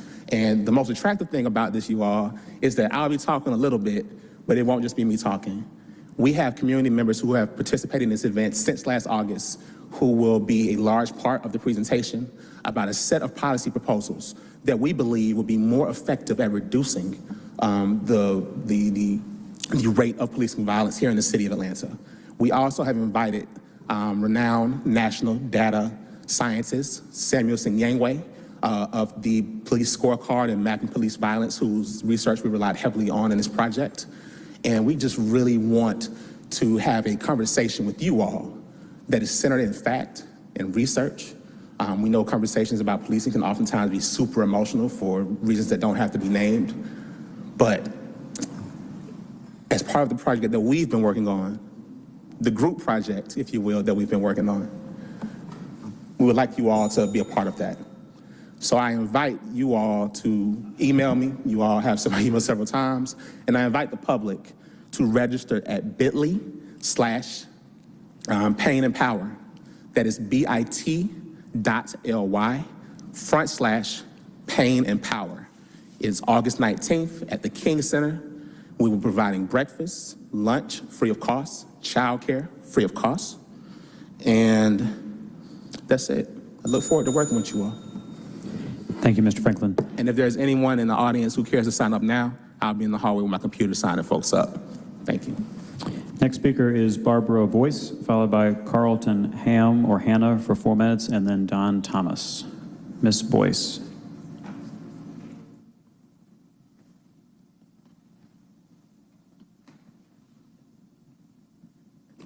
Councilman, Afternoon. I am a little older, and I would like to say that Atlanta is filthy. It is filthy. Where are the trucks that are supposed to go up and down the street picking up trash? It's under the bridges, it's on the sidewalks, I mean downtown. What happened? I know we pay state tax for the roads and for the city to cut back the limbs that are hanging over the highway. This is terrible. Have you all been over there on Joseph E. Lowry Boulevard? I called in to report about some of the land where the people need to come and cut the grass. Code department tells me they have forever. I mean, how can you run a city without codes? I mean, and then people here don't make $20 an hour. And so why are the houses so high? Also, big corporations come in. We are not like New York. New York was here a long time before the South was. So I wonder, where are the tractors, the lawnmowers, the weed eaters that we as citizens are supposed to have? That's over there in West End, sidewalks need to be in. Down here in town, you need to pave some of the roads. They're not paved, but this is the city of Atlanta. It's supposed to be beautiful, but it don't went past beautiful. Thank you, ma'am. It is gone, and unless you all start, and where's DDOT? I mean, they don't even come out and cut the grass. It's overgrown. The railroad track, like the man said, I mean, it's terrible up there in West End, Whitehall Road. Thank you, ma'am. And also, I think like over there on Jonesboro Road, that road, when you come off I-85, terrible. I've called in about it. Come over to cut a few little weeds, and that's it. Thank you. You've given us a number of streets to talk to our public works folks about. So Yeah, especially Joseph East yes, ma'am. Lowry Boulevard. Now, he was just like you all were dedicated and talking about these people that have passed. Now, he was an honorable man. So he why was. his street looks so dirty? Thank you and for your then the comments. side, and then the highway. I mean, I go over that way from Joseph E. Lowry Boulevard to Marietta Street to Perry Road. It is terrible. Thank you very much, ma'am. You take care. You too. Okay. Our next public speaker is Carlton Ham or Hannah for 4 minutes, followed by Don Thomas and then James Davenport.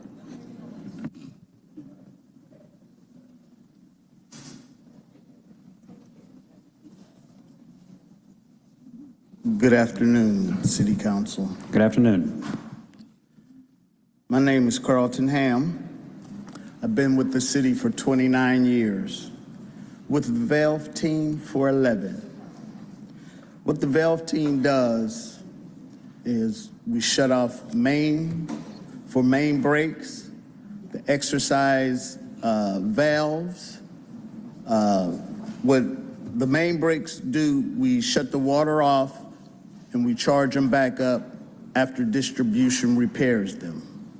We also do no water, go out locates, no water, fire services. We locate fire services, maintain those, and there's a number of things that we do that is essential to the city of Atlanta as far as exercising the valves. You have to get the valve counts up and down twice, also the depth, and we have a formula for this to receive federal grants from the government and also incentives.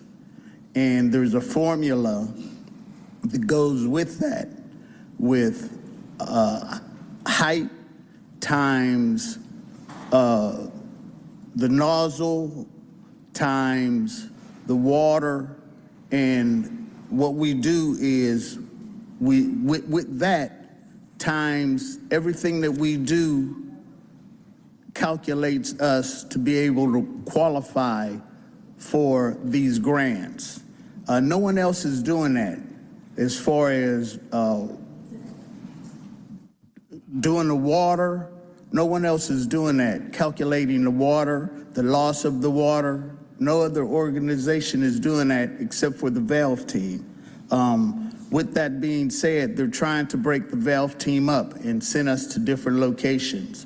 We're very valuable to the city of Atlanta as far as water quality. We do hydrants, we check the water for discoloration. They send us out on low pressure, but they're trying to outsource this from what we do and give it to another company, outsourced company. We do this daily. And we also do VEP work, which is very important. And the VEP work is exercising valves. It's a 2-year program where we go around the whole city of Atlanta in 2 years and exercise each valve. They're trying to outsource that also. With that program, you get the depth and also how many valves are in this area. We go to each different area on a plaque, which we read to do each area at one time. And it's a shame that we've been here for 11 years at this locations as a group, and now they're trying to break us up. With that being said, we have management has definitely retaliated against us for things that we're being outspoken on. They also have retaliated for overtime. That's one thing. They also have not promoted people, and they also have gotten rid of some of our staff, which was the director. Thank you, Mr. Ham. Your time has expired. Next speaker is Don Thomas, followed by James Davenport and Margie McLeod.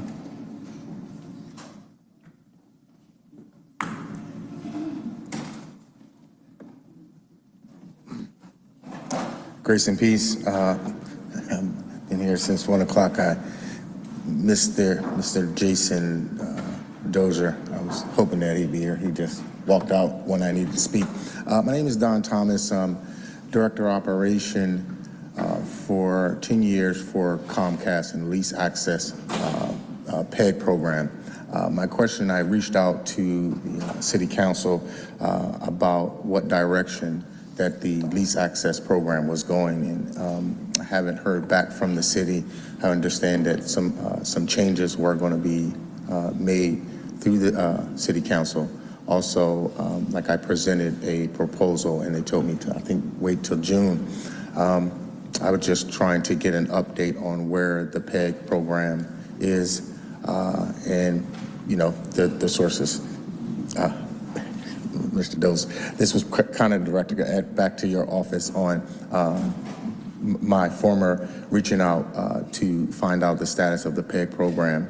Again, I was applying for, as my previous experience as Director of Operation for the Lease Access and PEG program. So I just wanted to kind of get an update. I was told that changes were going to be made in June, and I haven't heard anything back. So I did send out an email. And then recently tried to make an appointment to meet with City Council just to find out exactly where the PEG program is. My company is interested in moving forward and taking the lead roles in the community programming. Okay, thank you for Grace and peace. Raising that concern. Next speaker is James Davenport, followed by Margie McLeod, Greg Pridgeon, and then our final speaker is Jody Williams. Thank you so much. First, giving honor to God, who I oftentimes call my conductor. I don't have a PhD, but I do have a GOD. Byron Amos, don't get comfortable in that seat, buddy. Council, for the past 35 or so years, my family have rented the pavilion at Washington Park for our 4th of July celebration. This year we held it that Saturday before. I take pride in the fact that Washington Park is the first black park in the city of Atlanta. And it's a damn shame that what we had to walk down there to look at. Glass in the pavilion, leaves, trash all around. The bathroom is, men's bathroom is filthy, grass not cut. You walk in the park from the beginning on the right side, there are painted blocks from beginning to the end saying fire lanes. Why? Somebody please tell me why. I just mentioned the very first black park in the city of Atlanta. We can't even get the grass cut down there. Councilman Bond, you know, I have this motto: if James Davenport say he gonna do something, bet your last 2 pennies gonna happen. Byron, I just mentioned, don't get too comfortable in that seat. Just like Abel Mabel told you to call me to help you get elected. If it's the last thing I do, you won't sit in that seat again, buddy. I did not show up at the cleanup when the Atlanta Braves were there and 100 Washington High School alumni was there to clean up.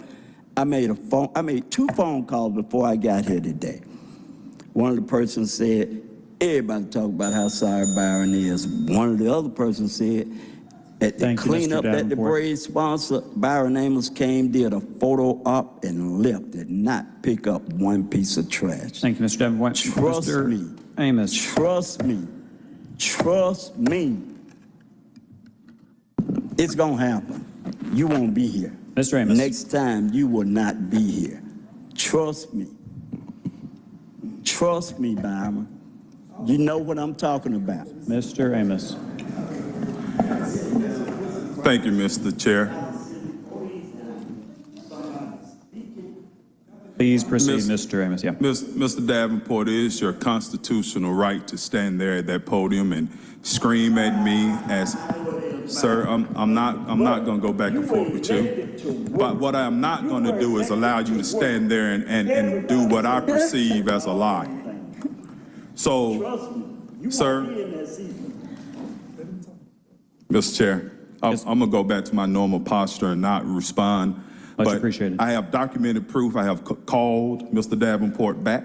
He has not returned my calls. He chose to come down here and stand in front of an audience and a mic and respond. What we, the city of Atlanta, is doing in Washington Park is responding to the actions of people that use Washington Park, and the residents would like to see something done different.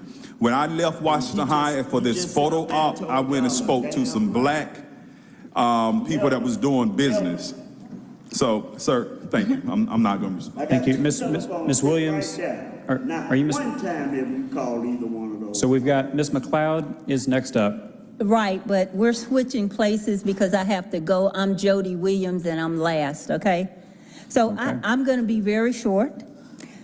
I know 2 minutes is not long at all, but I have questions and I have suggestions. And how can you, well, that'll be last. Why are you in those seats? Why you go against the will of the people? When will you serve the people that elected you? So if this don't fit you guys, then I'm not talking to you. And one thing I want to say is, how can you allow, all of you guys live in this city, how can you allow the housing authorities to sell all the property of the housing projects and sell it to investors? You guys should be rallying at that housing authorities for the poor people in your city.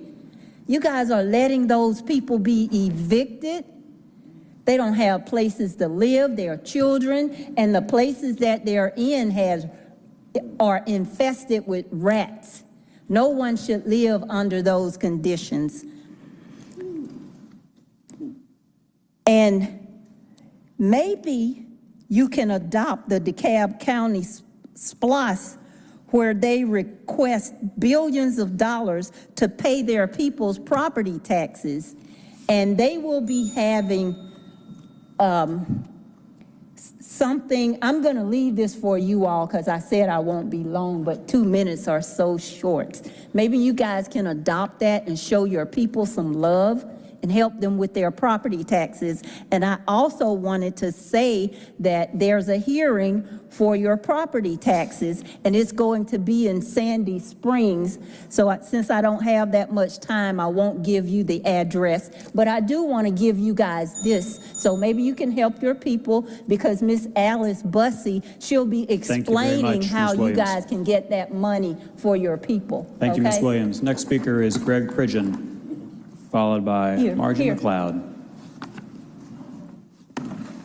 There you go.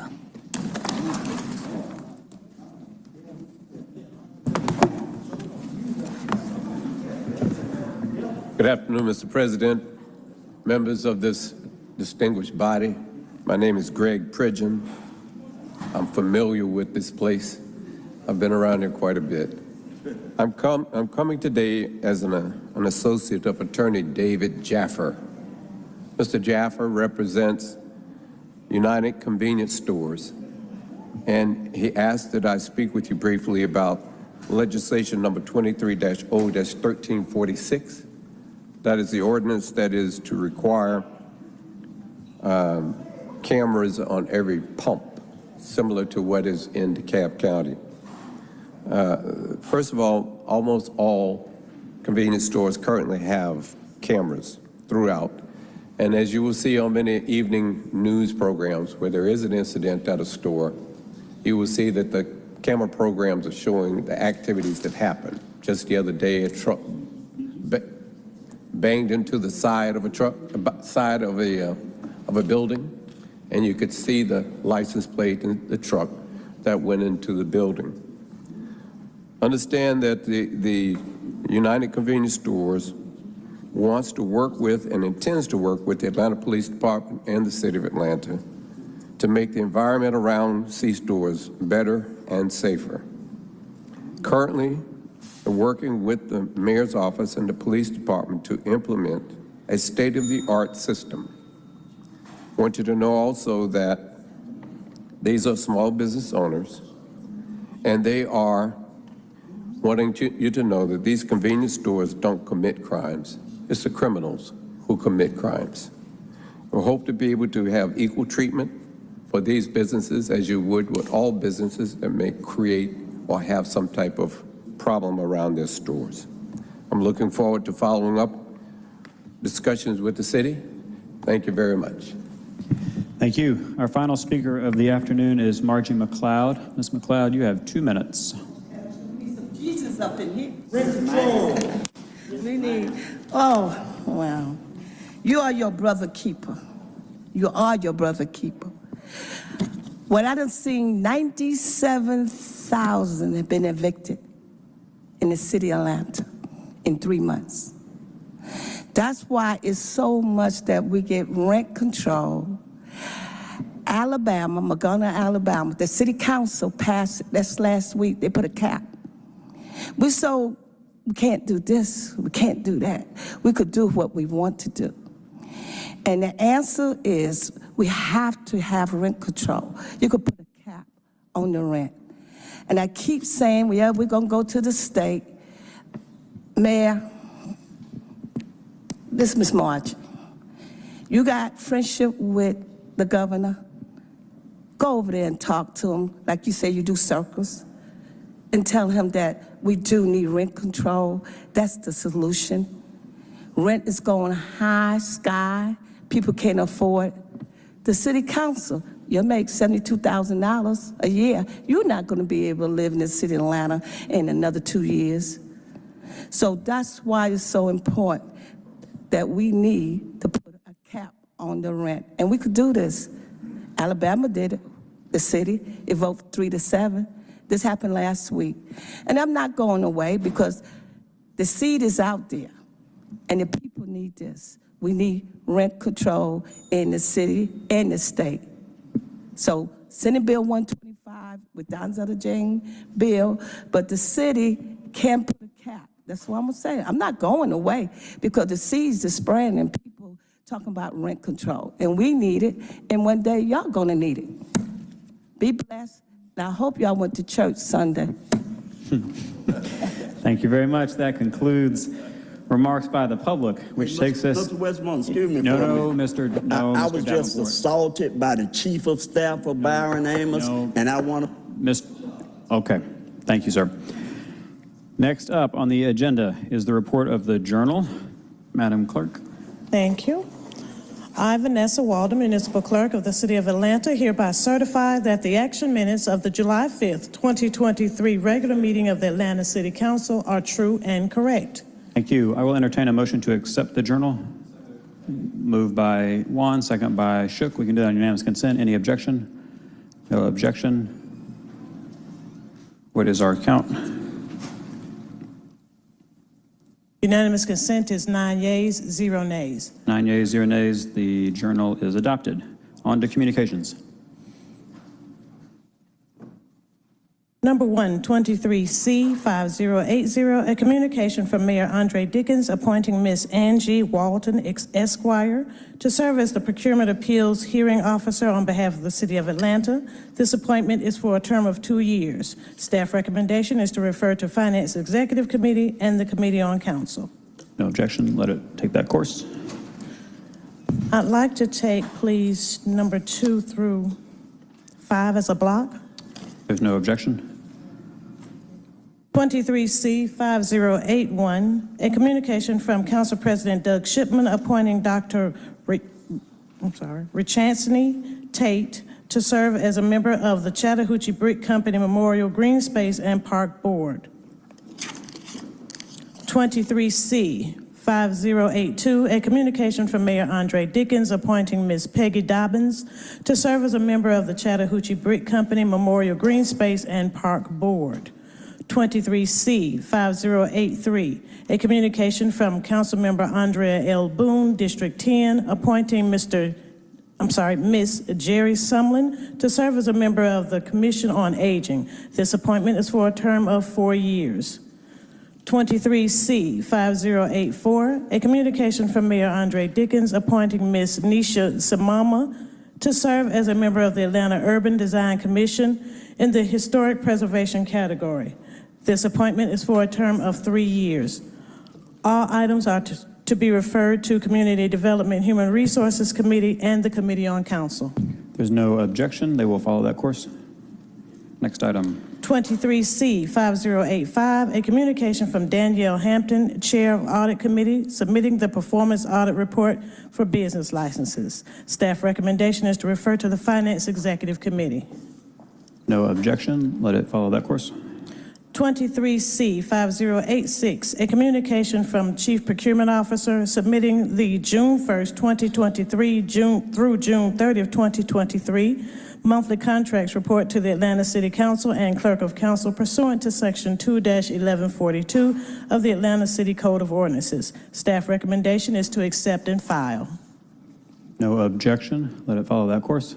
23C5087, a communication from Interim Municipal Clerk Vanessa Walden submitting a report of an administrative correction made to previously adopted legislation between the regular council meeting dates of July 5th, 2023 and August 7th, 2023 to the Atlanta City Council in accordance with Section 2-169 of the Atlanta City Code of Ordinances, 23O-1167, 23R-3608, 21R-3000, and 23R-3655. Staff recommendation is to accept and file.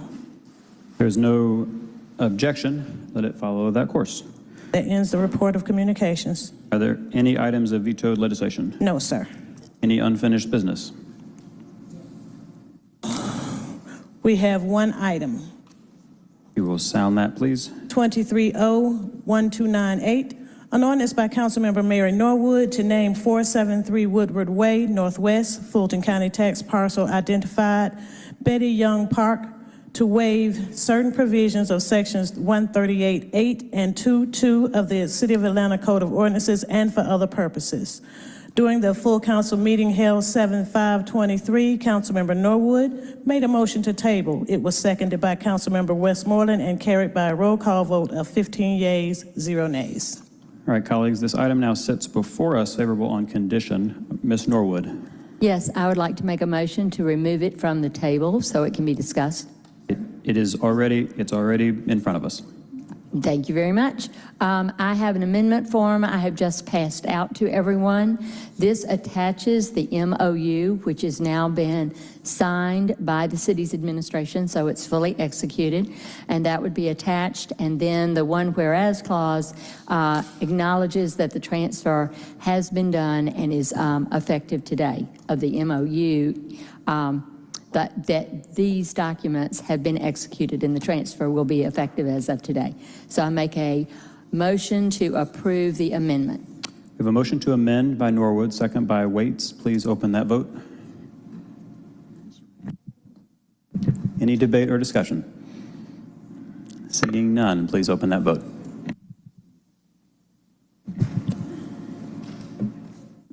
The vote is open.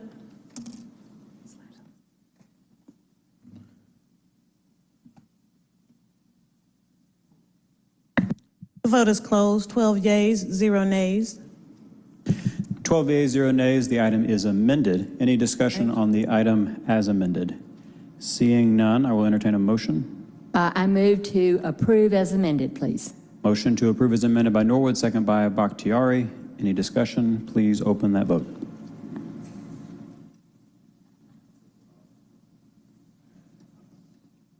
The vote is open.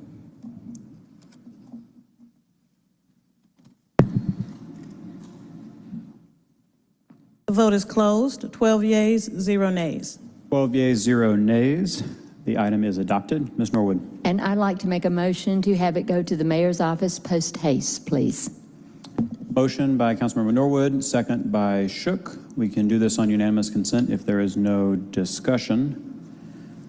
Madam Clerk, if you will sound the count on the post haste motion. 13 yeas, 0 nays. 13 yeas, 0 nays. The item is sent post haste.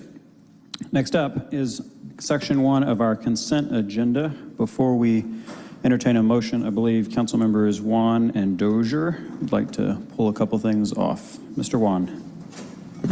Thank you, Mr. President Pro Tem. Colleagues, I have 3 items to pull off of consent. The first one is on page 8, item 13. It says 23-01347. It's the Hip Hop Anniversary Events paper.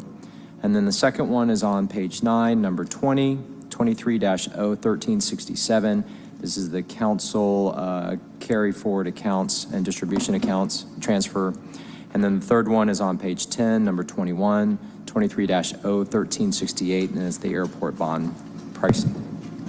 Thank you, Mr. President. Thank you, Mr. Wan. So those 3 items, Mr. Dozier. Thank you, Mr. President Pro Tem. I don't have the page number, but it is item number 23-0-1384. It should be item number 7 under the Community Development Human Services portion of the agenda, just to remove that item from the consent agenda, 23-0-1384. For everyone following along, that is page 7, 23-0-1384. Any others?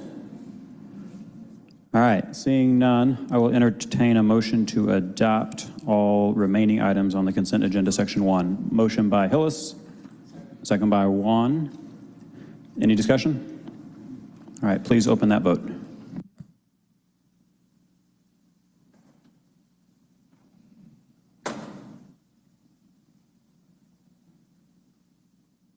The vote is open.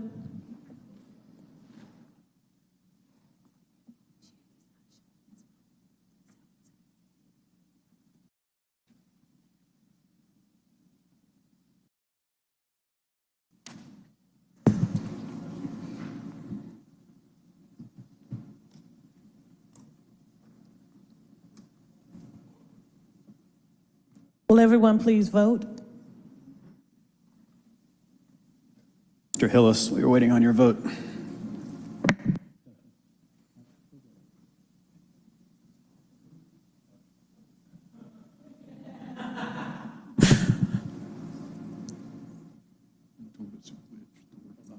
Okay. The vote is closed. 13 yeas, 0 nays. 13 yeas, 0 nays, and that vote reflects Mr. Hillis in the affirmative.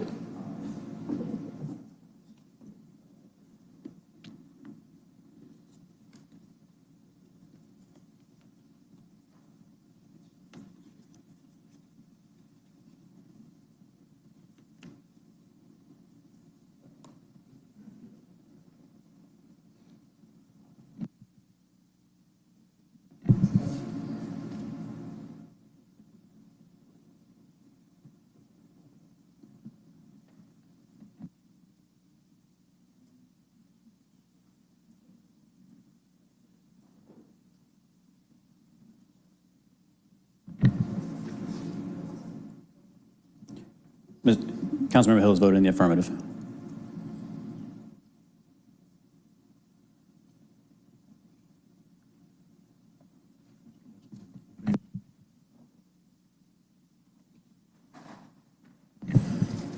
And I am not on the screen, but I am here and intending to vote in the affirmative.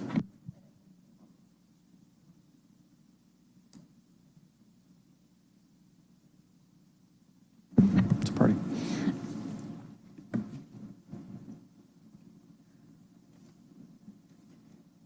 All right, 13 yeas, 0 nays. The consent agenda is adopted. Next up on the agenda is consent agenda section 2.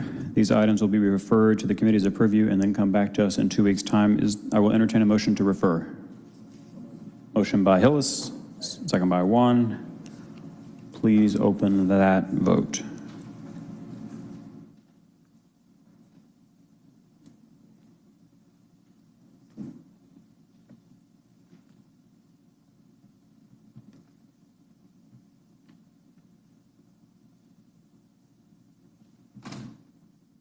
The vote is open. Will everyone please vote?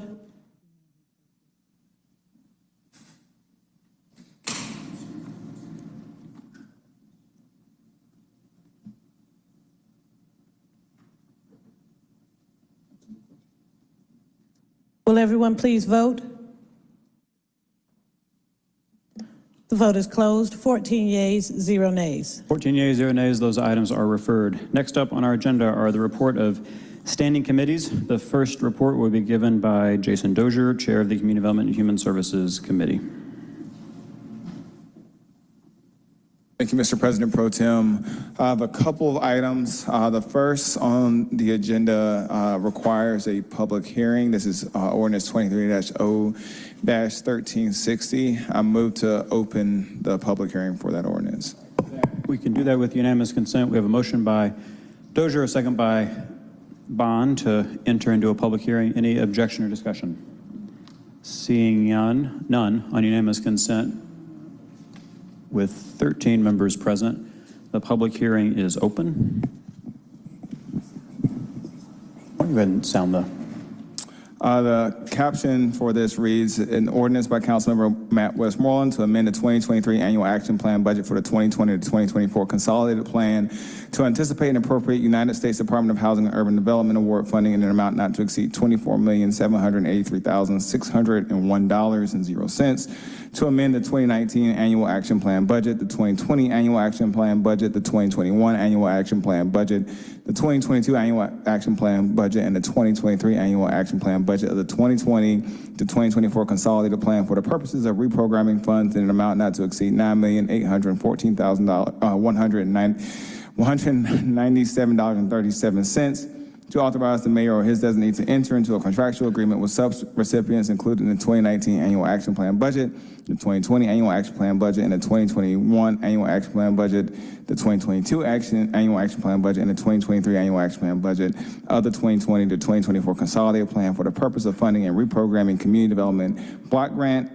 program, community development block grant coronavirus program, emergency solutions grant, home investment partnerships grant program, and housing opportunities for persons with AIDS program projects in a total amount not to exceed $34,597,798.37.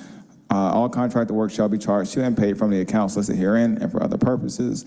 A 30-day public comment period and public hearing is required. The public hearing will be held today, August 7th, 2023, during the full council meeting. Thank you, Councilmember Dozier. We are in a public hearing. 3 individuals signed up to speak, and if you intended to do that, you have 2 minutes to speak, but only on this topic. The first speaker who has signed up is Prophet Curtis Hairston. I do not see him in the room. The second is Duane Robinson. Mr. Robinson, do you have 2 minutes of public comment on this agenda item? Thank you for bringing this to the floor, Councilman Dozier. When it comes to this, man, you guys are, I think that it should exceed Mr. Westmoreland more than $24 million. I mean, you guys just passed the biggest budget, I think, in the history of the mayor's office. I think $786 million, I'm not correct, Mr. Warren? Yep, 792. I think that, but we have a crisis in Atlanta when it comes to this, and we have our Nakima Williams, our person that, we praise when it's come time to take pictures. I think we have enough relationships with Ms. Nakima Williams where we can extend this budget. I mean, Atlanta is, the most influential city in America, but we are also #1 for income inequality in America, Mr. Matt Westmoreland. And I just think that we could do a little bit better than this, I'm from Bowen Homes community. We just got a $40 million grant from HUD, on which they were trying to get for years. But Antonio, do you know this? When they tear down a project in Atlanta, you have to have at least 50% of the people say they want to come back and offer them to get a grant. I threw Bowen Homes Day, and we got more than those 50% people saying they want to come back, and they applied for the $40 million in your district, Mr. Dustin Hillis. And I just think we can do things like this, and we can demand more. We have the relationships. When we want to lollygag and take pictures for fun, we got the relationships. But when we want to ask for money to do right by the people, we don't utilize those relationships, Ms. Marcy Collier Overstreet. I wonder why. And I just feel like we can do a lot better than this $24 million. So when you say not to exceed, maybe I'm missing something. So I would like for you to expound on that. But I just think that we could do a lot more. When our mayor use his relationship to go out here and get $200-300 million for affordable housing. I like things like that because that is what these relationships are for. This is why you cozy up to the governor. This is why you cozy up to Nakima Williams. Everybody that made the decision, you're looking at the time, you want to stop me, but I'm just saying, but that's not, when you do that, they let me know you're not hearing me because you're ready to, for me to, but I'm saying you could please expound on that, Councilman Dozier, Mr. Matt Westmoreland about this. Thank you for your comment. This piece of legislation is appropriating $34,597,000 that we receive from the federal government for these projects, which is why it is that amount. I do not see Ms. Lott anywhere in the room, and those are our 3 public speakers, so I will entertain a motion to close the public hearing. Motion by Bond, second by Hillis to exit the public hearing. We can do that if there's no objection on unanimous consent of members present.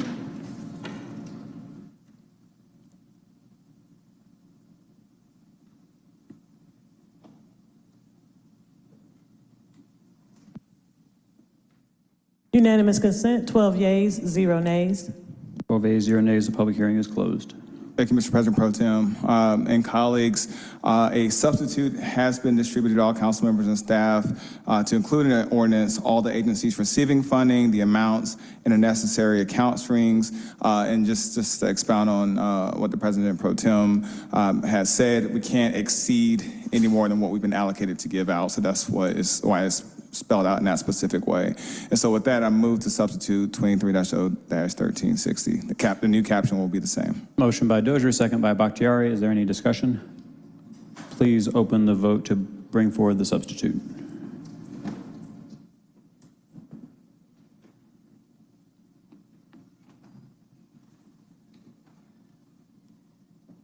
The vote is open. Will everyone please vote?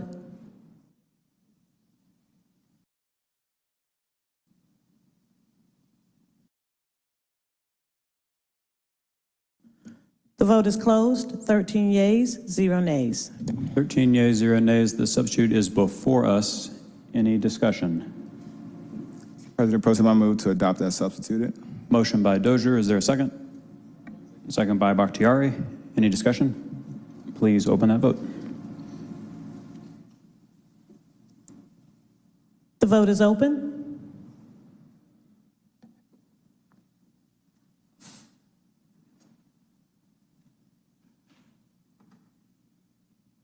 The vote is closed. 13 yeas, 0 nays.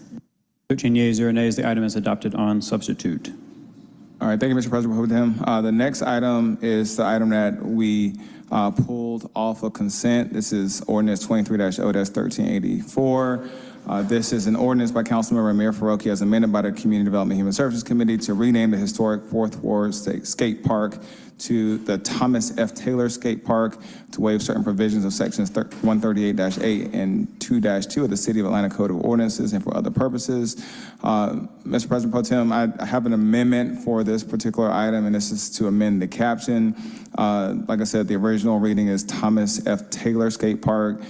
This amendment essentially changes the F to the full middle name, which is Fielding, in the skate park throughout the paper and in the caption, as well as to insert the word memorial so that the historic Fourth Ward Skate Park will be renamed to the Thomas Fielding Taylor Memorial Skate Park. All right, there's a motion to amend by Dozier. Is there a second? Second by Norwood. Any discussion? All right, please open the motion to amend, the vote on the motion to amend. The vote is open.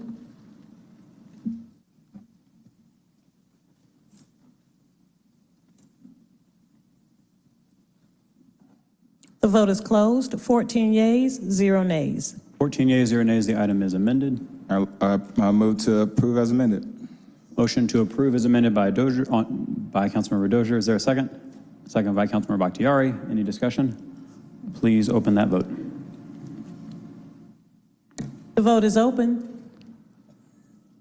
Will everyone please vote?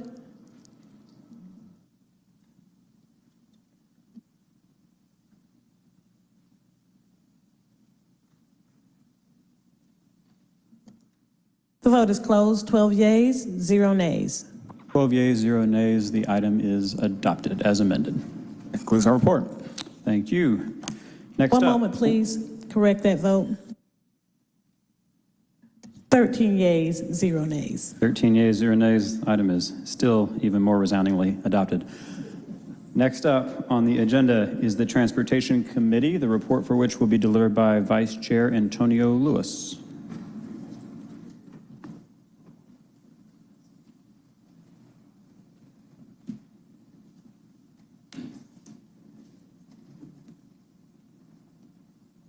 Thank you, Vice President, or President of the Council today, Mr. Matt Westmoreland.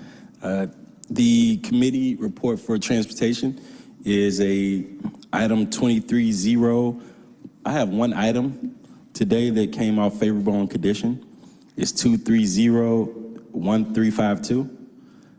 An ordinance by Councilmember Mary Norwood to allow a sidewalk waiver issued by the Director of the Office of Zoning and Development per Section 1606.00011 of the City of Atlanta Code of Ordinances and for application.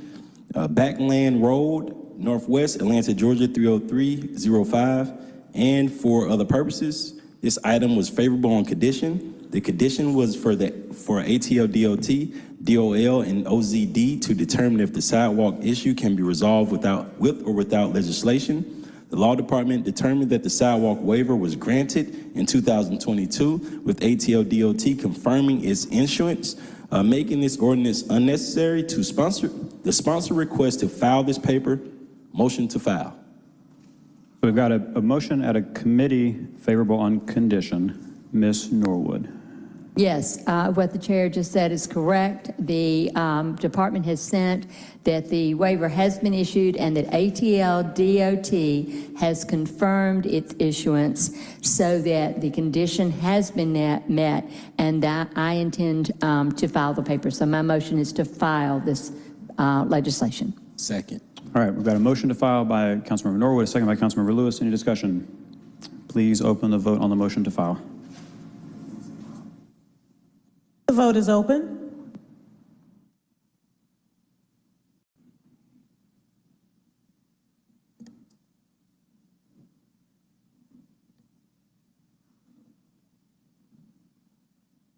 The vote is closed. 14 yeas, 0 nays. 14 yeas, 0 nays. That item is filed. Thank you, Mr. Lewis. And that concludes my report, but I want to say, Mr. President, you're doing an awesome job today. Appreciate it. Next up is the report by the Finance Executive Committee. Councilman Wan. All right, thank you, Mr. President Pro Tem. Colleagues, I'm going to take the ones that I took off of consent first. The first one is 23-01347. an ordinance by Councilmember Byron D. Amos as substituted by Finance Executive Committee, and now it'll be as substituted by the Atlanta City Council, waiving Article 10, Division 4 of the Procurement and Real Estate Code of the City of Atlanta Code of Ordinances to authorize the mayor or his designee to execute contracts with sponsors, performers, artists, venues, and vendors necessary to effectuate the City of Atlanta's hosting of events celebrating hip-hop's 50th anniversary, HH50, for the benefit of the public, and allowing the mayor's office to charge admission fees for select HH50 events, and to authorize the City of Atlanta to accept donations for the purpose of supporting the city's actions related to hosting HH50 events through December 31, 2023, calendar year 2023, to authorize all costs to be paid from and all revenue and donations to be deposited into the Civic and Cultural Event Trust Fund account listed and for other purposes. This came out favorable from it was on consent, so it was favorable, but there is a substitute that increases the allowable donations from $300,000 to $400,000. So I'm going to make a motion to bring forward the substitute. Motion made for the substitute by Councilmember Juan, seconded by Councilmember Shook. Any discussion? If not, please open the vote on the motion to bring forward the substitute.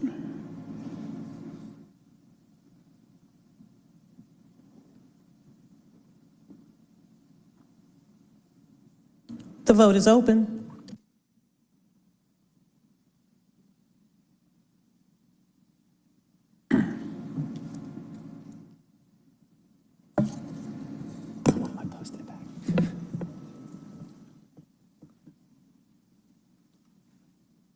The vote is closed. 13 yeas, 0 nays. 13 yeas, 0 nays. The substitute is before us. And with that explanation, I'll make a motion to adopt on substitute.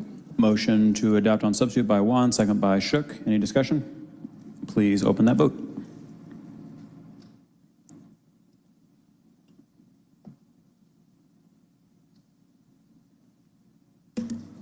The vote is open.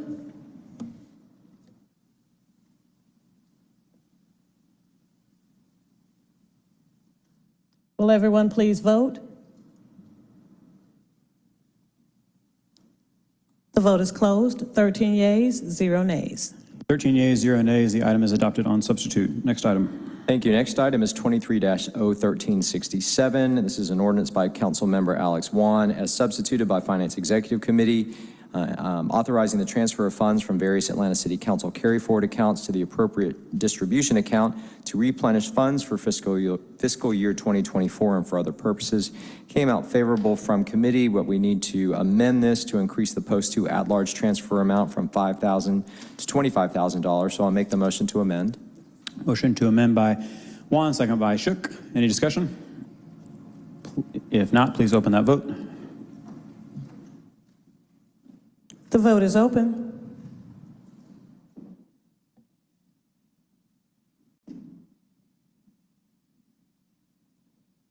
Will everyone please vote? The vote is closed. 13 yeas, 0 nays.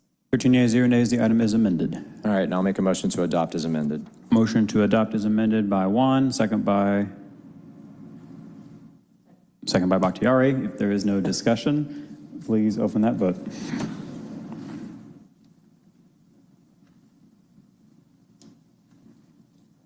The vote is open.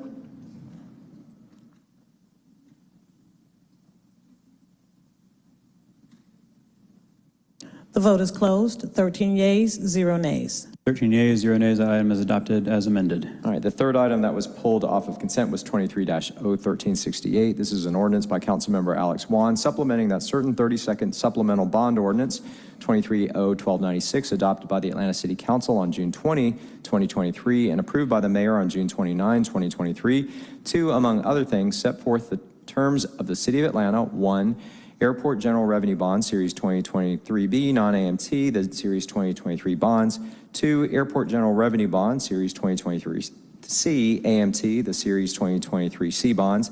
3, Airport Passenger Facility Charge and Subordinate Lien General Revenue Bond Series 2023D non-AMT, the Series 2023D bonds.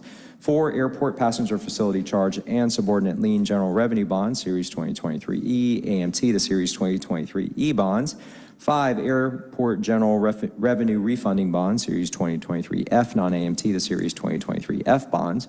Sixth, Airport General Revenue Refunding Bond, Series 2023 GAMT, the Series 2023 G bonds, and together with the Series 2023 B, C, D, E, and F, the Series 2023 bonds, within certain parameters previously established by the city, including the original aggregate principal amount, interest rates, maturity amounts, maturity dates, redemption provisions, and debt service reserve requirement with respect thereto, affirm satisfaction of the additional bonds test with respect to the Series 2023 bonds, ratify certain prior actions of the City Council and certain officers and agents of the city with respect to the issuance and sale of the Series 2023 bonds, ratify and approve the execution and delivery of a bond purchase agreement, ratify and approve the preparation, use, and distribution of a preliminary official statement, and the execution and delivery of a final official statement in connection with the offer and sale of the Series 2023 bonds, provide an effective date, and for other related purposes. Colleagues, we have, this is an airport pricing, bond pricing paper. We need to hold in the breast of council for the August 16th special call meeting, and that is my motion. I had a motion to hold in the breast of council by Juan, second by Shook. That motion is non-debatable. Please open the vote.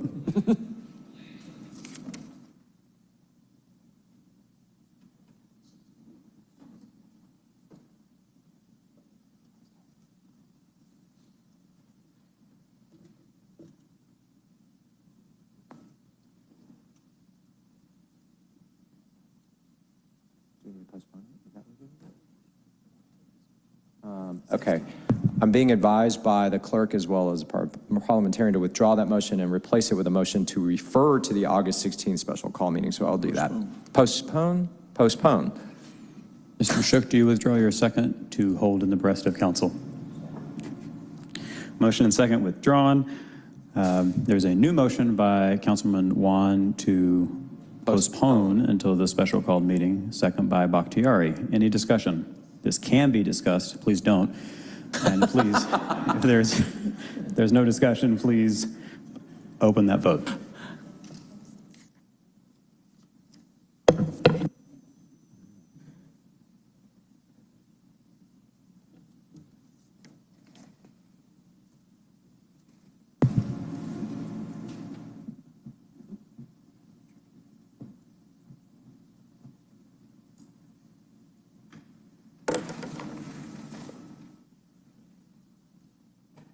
The vote is open.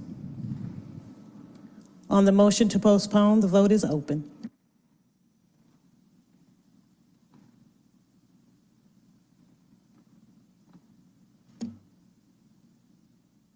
The vote is closed. 13 yeas, 0 nays. 13 yeas or nays. Mr. Bond, your vote didn't seem to register. How would, all right.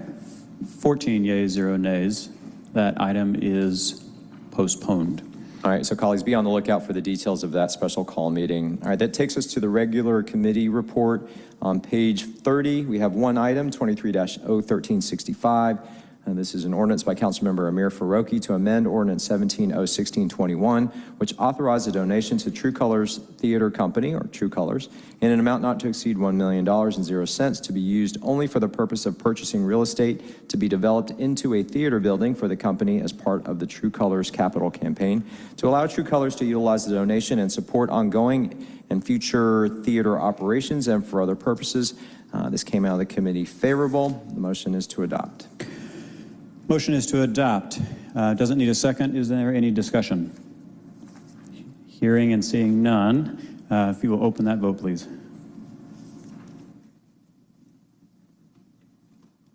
The vote is open.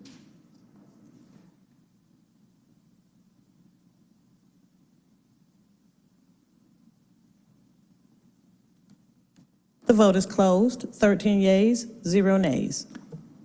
13 yeas, 0 nays. Mr. Lewis, your vote did not seem to register. How would you like to be counted? Aye. 14 yeas, 0 nays. That item is adopted. And my final act will be to send one of these to the mayor's office post haste.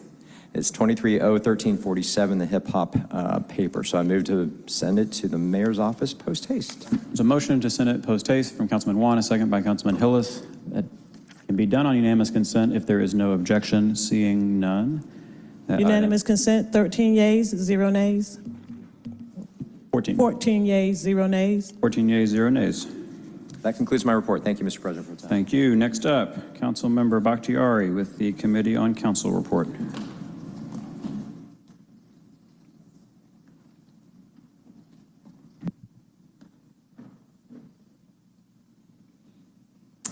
Thank you. Everyone, please turn to page 36 in your agenda. We'll be starting by reading items 1 through 5, which were favorable out of their respective committees and in COC. So item number 1, 23-C-5072, a communication from council members Liliana Bakhtiari, Alex Swan, Howard Shook, Mary Norwood, Matt Westmoreland, appointing Miss Normandy Stroder to serve as a member of the NREM Review Board for the City of Atlanta. This appointment is for a term of 3 years. Item number 2, 23-C-5076, a communication from council members Jason Winston, Amir Faroki, Byron D. Amos, Jason Dozier, Michael Julian Bond, appointing Mr. Derek Green to serve as a member of the Interim Review Board for the City of Atlanta. This appointment is for a term of 3 years.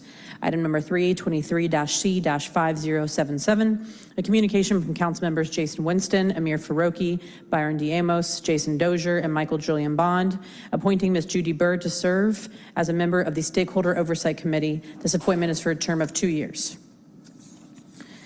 Item number 4, a communication from Mayor Andre Dickens reappointing Mr. Joshua Humphreys to serve as a member of the Municipal Market Company Board of Directors. This appointment is for a term of 2 years. And item number 5, 23-C-5079, a communication from Mayor Andre Dickens reappointing Ms. Amber A. Robinson to serve as a member of the Municipal Market Company Board of Directors. This appointment is for a term of 2 years. And I move to adopt. All right, we have 5 items being taken as a block. The motion is to adopt. We can take these on unanimous consent. Is there any discussion or debate or opposition or objection? Excellent. Seeing none, those items are adopted. Next item. Thank you. Item number 6, the following resolution was voted on separately, but it was also found favorable out of its respective committees and COC.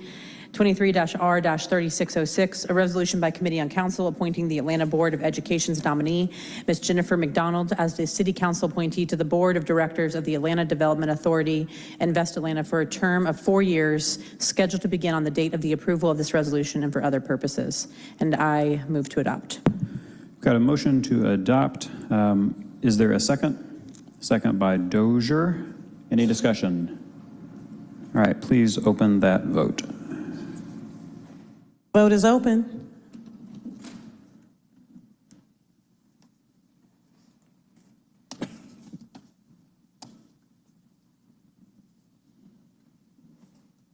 The vote is closed. 14 yeas, 0 nays. 14 yeas, 0 nays. That item is adopted. Thank you. Oh, we had one communication item removed from held, which was voted favorable, and that is item number 11, 23-C-5067, a communication from Council President Doug Shipman appointing Ms. Bridget Simpson to serve as a member of the Human Relations Commission. This appointment is for a term of 3 years, and I move to adopt. Motion to adopt. Is there a second? Second by Dozier. Any discussion? Seeing none, please open that vote. The vote is open.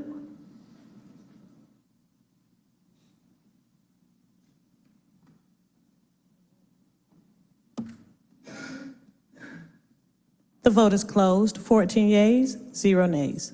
14 yeas, 0 nays. That item is adopted. Thank you, and this concludes my report. Thank you. Next up, Councilmember Marcy Collier Overstreet will deliver the Zoning Committee report.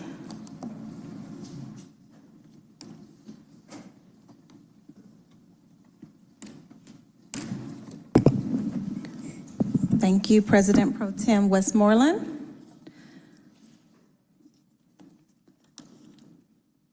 We will start our zoning report. First, we're going to need to enter into the committee of the whole. We did not have a quorum, so Mr. President, I move that the council go into committee of the whole. We have a motion to move in to enter the committee of the whole, a second by Councilmember Bond. We can do that on unanimous consent. Any objection? Seeing none, 14 members present. We are in the committee of the whole. Thank you. Our first agenda item requires a public hearing, so I'm hearing, Mr. President. We have a motion by Councilmember Overstreet to open a public hearing. Is there a second? Second by Councilmember Bond. This also can be done on unanimous consent of members present. Is there any objection? Seeing none. Of 13 members present, we will enter the public hearing. Similar to last time, there was an opportunity for members of the public to sign up to speak to provide 2 minutes of comment solely for the item before us, which Ms. Overstreet will read in right now. I'll read in that legislation. It's 23-0-1325. It's MRPA 23-04. Location is 1865 River Forest Road, Northwest. The ordinance is to grant a certificate under the provisions of the Metropolitan River Protection Act to allow the construction of an addition to a single-family dwelling. Thank you. We have 2 individuals signed up to speak. I do not see Prophet Curtis Martin Hairston here. I do see DeJuan Robinson here. Dr. Robinson, if you have comment on this revision to the Metropolitan River Protection Act, we are all ears for 2 minutes. Yes. One reason why I disagree with this, because you have homes that kind of like similar to this over in the Grove Park area where they are using the term servant quarters, where you're taking single family homes and you're making it a servant quarter area. Well, when you look at that from the zoning issue, Ms. Overstreet, that was allowed in Buckhead because the houses were so big and the land was so massive that you could build a servant quarters if you had a maid or someone living in homes, but not over on the west side and not over there where you guys at. And when we're on this in zoning, Mr. Matt Westmoreland, Miss Andrea Boone, we have 3 people in zoning that are under a lot of pressure, and they had to go see our person. I don't know what it's called when you're dealing with stress on the job, where they're being pressured and bullied because of their sexual orientation from the top people in zoning. And we need to have a meeting with those 4 people in zoning, Ms. Liliana, because I was called to speak out on this situation because they are being bullied and pressured because of their sexual orientation. And our director and our assistant director knows this but failed to acknowledge this. Thank you. Thank you for sticking with the Metropolitan River Protection Act. Thank you. Seeing no one else signed up to speak, I will make a motion to close the public hearing. Is there a second? No, I will not. I will entertain a motion to close the public hearing. I move to close the public hearing, Mr. Motion by President. Councilmember Overstreet, second by Councilmember Hillis. We can do that based on unanimous consent. Is there any objection? Seeing none, Madam Chair. And now I move to approve 23-0-1325. There's a motion to approve by Councilmember Overstreet. Is there a second? Second by Councilmember Bakhtiari. Please open that vote. The vote is open. Will everyone please vote?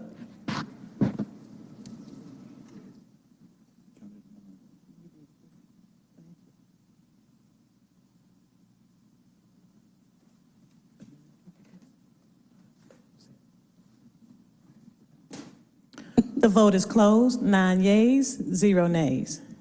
9 yeas, 0 nays. The item is adopted. Next item. Thank you, President Pro Tem. I'd like to start with the first reads. I'd like to take items 2 through 7 as a block. If there's no objection, please proceed.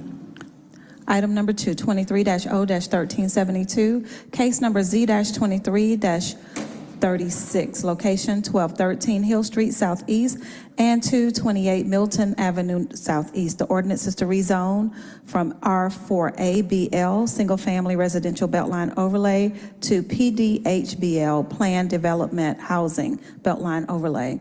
Number 3, 23-0-1373, case number Z-23-37, locations 952, 964, and 966 Watkins Street Northwest, 949 and 951 3rd Street Northwest, 678, 686, and 688 10th Street Northwest, 955 and 961 Image Avenue Northwest. The ordinance is to rezone from I-1 UPWO Light Industrial Upper West Side Overlay to C2 UPWO Commercial Service District Upper West Side Overlay and PDOC UPWO Planned Development Office Commercial Upper West Side Overlay to MRC3 UPWO, Mixed Residential Commercial Upper West Side Overlay.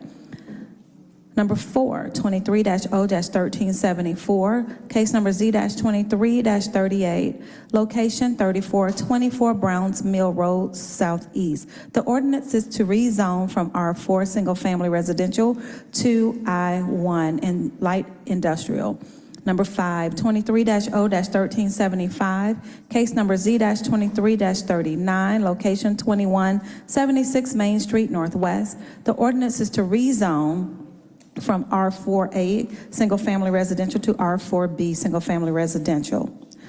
Number 6, 23-0-1376, case number U-23-13, location 54 Far Road, Northeast. The ordinance is for a special use permit for a place of worship. And number 7, 23-0-1377, the case number U-23-14.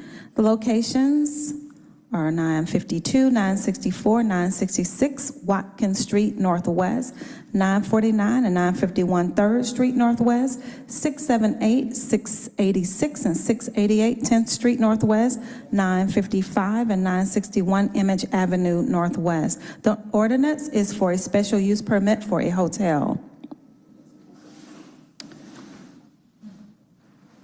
I'd like to refer items number 2 through 7 to ZRB and Zoning Committee.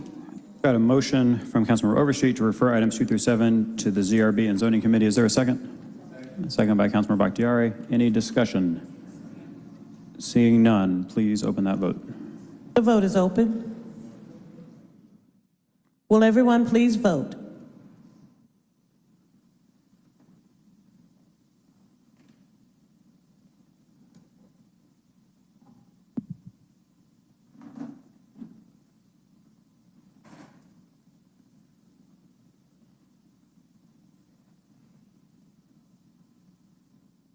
The vote is closed. 12 yeas, 0 nays. 12 yeas, 0 nays. Those items are referred. One moment, please. I'm sorry. 13 yeas, 0 nays. 13 yeas, 0 nays. Those items are referred. Okay. I think they're, yep, that's it. Next. Thank you. And our last item is number 8, and it is legislative number 23-0-1378. The case number is MRPA 23-01, location 2691 George Street Northwest. The ordinance is to grant a certificate under the provisions of the Metropolitan River Protection Act. And I move to refer item number 8 to the Zoning Committee. Got a motion to refer from Councilmember Overstreet, second from Councilmember Wan. Any discussion? Seeing none, please open that vote. Okay. The vote is open.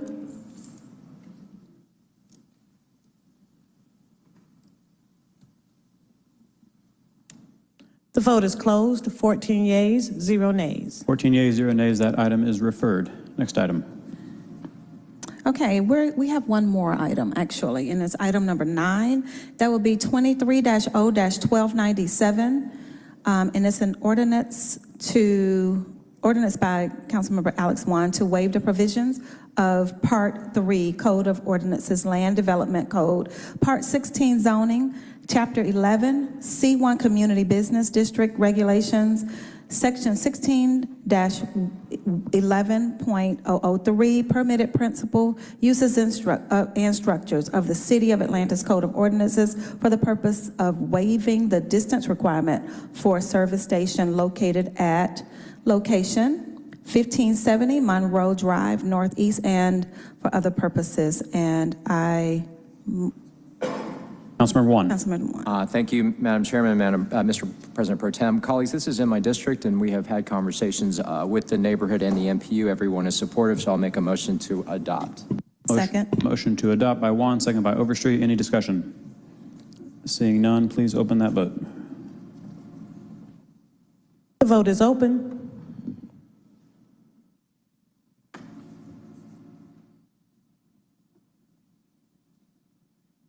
The vote is closed. 14 yeas, 0 nays. 14 yeas, 0 nays. That item is adopted.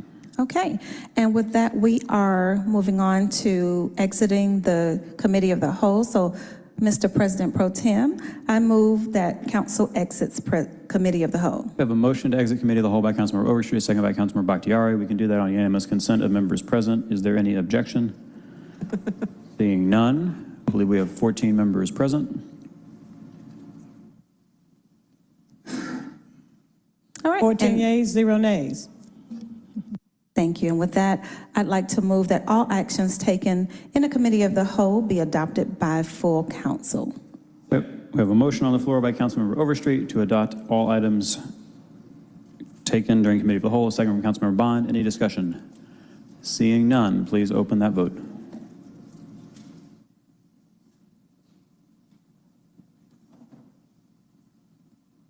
The vote is open.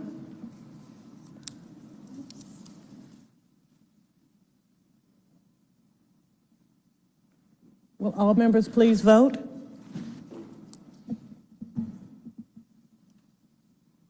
The vote is closed. 14 yeas, 0 nays. 14 yeas, 0 nays. That item is adopted. Thank you, and that concludes the zoning report. Thank you. Next up, Public Safety and Legal Administration Committee. Report will be given by Vice Chair Byron Amos.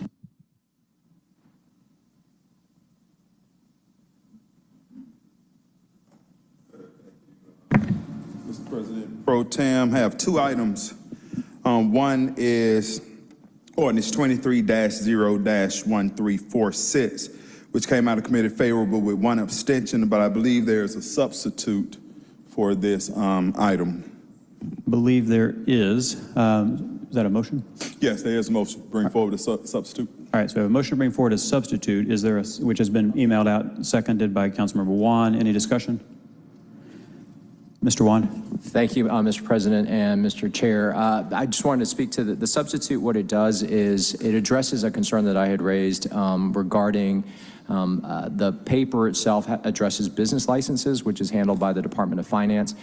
There was some concern that since Finance doesn't engage in the Public Safety Committee meeting, that they didn't have a chance to weigh in and work through the processes by which this would move through that process. So I want to thank Councilmember Boone this morning for her willingness and openness to a conversation. And what we've done is added a section in there that essentially asks Finance to essentially plan and study this and gives them 120 days to prepare that so that, again, they'll have a chance to vet it. So that's what the substitute does.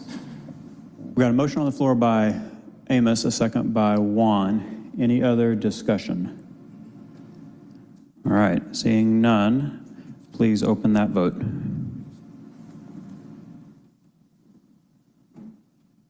The vote is open.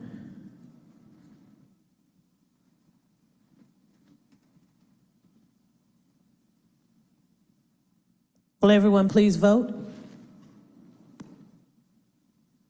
The vote is closed. 14 yeas, 0 nays. 14 yeas, 0 nays. The item is adopted on substitute.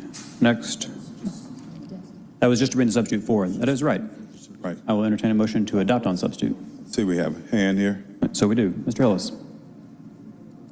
I have a further amendment. The way the paper is written, it requires a camera for each pump. However, it's been brought to mine and Councilmember Boone's attention that we can, of course, survey multiple pumps with one camera. So the amendment that I'm offering would simply change that, especially in section 1. It will read to require all gas stations and convenience stores connected to gas stations shall install surveillance cameras surveying all pumps, and then also correct the language in section 3 to also reflect surveying of pumps. So I would make a motion to bring that amendment forward. Motion to amend by Councilman Hillis. Second. Second by Councilman Amos. Any discussion on the amendment? Seeing none, please open that vote.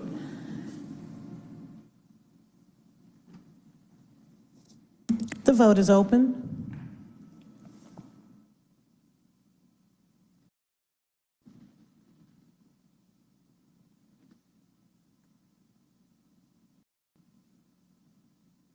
The vote is closed. 13 yeas, 0 nays. 13 yeas, 0 nays. Ms. Norwood, it didn't seem to capture your vote. How would you like to vote on the amendment? Aye. We have an aye from Ms. Norwood. 14 yeas, 0 nays. The item is amended. Is there a further motion? Motion to approve. Motion to approve is amended from Councilman Amos. Second from Councilman Shook. Nope. Second from Councilman Hillis. Any discussion? All right. If not, please open the vote. The vote is open.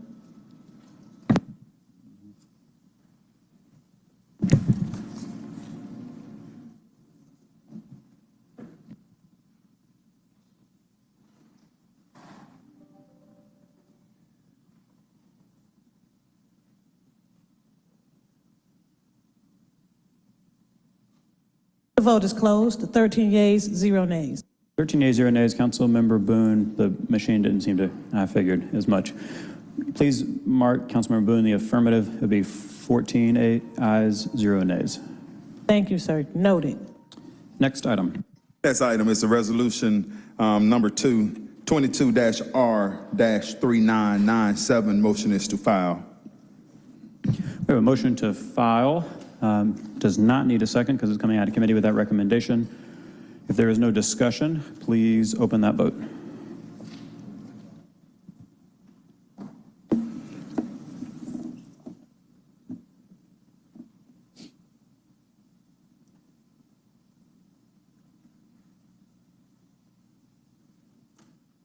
The vote is open.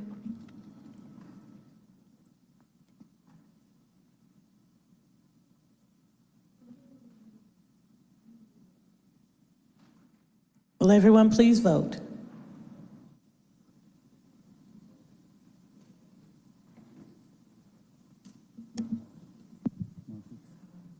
The vote is closed. 13 yeas, 0 nays. If 13 yeas, 0 nays, Ms. Overstreet has asked that her vote be counted in the affirmative. 14 yeas, 0 nays. Duly noted. Thank you. Thank you. Mr. Amos. Yes, thank you, Mr. President Pro Tem. That's the end of my report. Thank you.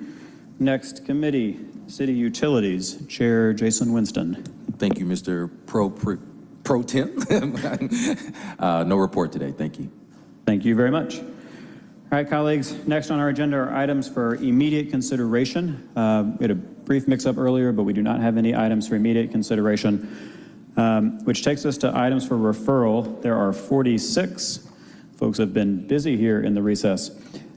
47. We, back in the day, pre-pandemic, for as long as I'd ever seen, we didn't get called on, but folks queued up behind the podium and read off their statement. So we're gonna take it back old school for a second, and we will start with Mr. Hillis and go from there.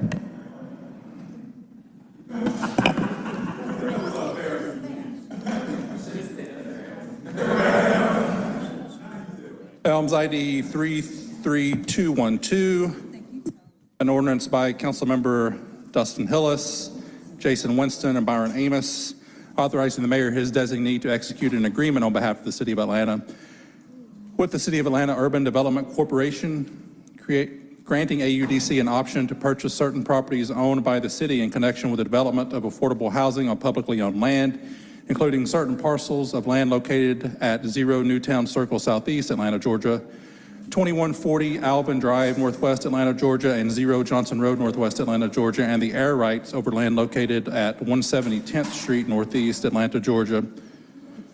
Collectively, the surplus properties, authorizing the mayor or his designee to enter into an intergovernmental agreement with AUDC governing the development of affordable housing on the surplus properties, authorizing the chief financial officer of the city or his designee to make a payment to AUDC from the Affordable Housing Trust Fund in an amount not to exceed $4 million and 0 cents, pursuant to the intergovernmental agreement in order to effectuate the city's support of the implementation of the Affordable Housing Strike Force, focused on expediting the development of affordable housing on publicly owned land, authorizing the mayor or his designee to execute all other documents necessary to consummate the transactions authorized hereby and for other purposes. Elms number 33212 is going to be referred to Finance Executive Committee.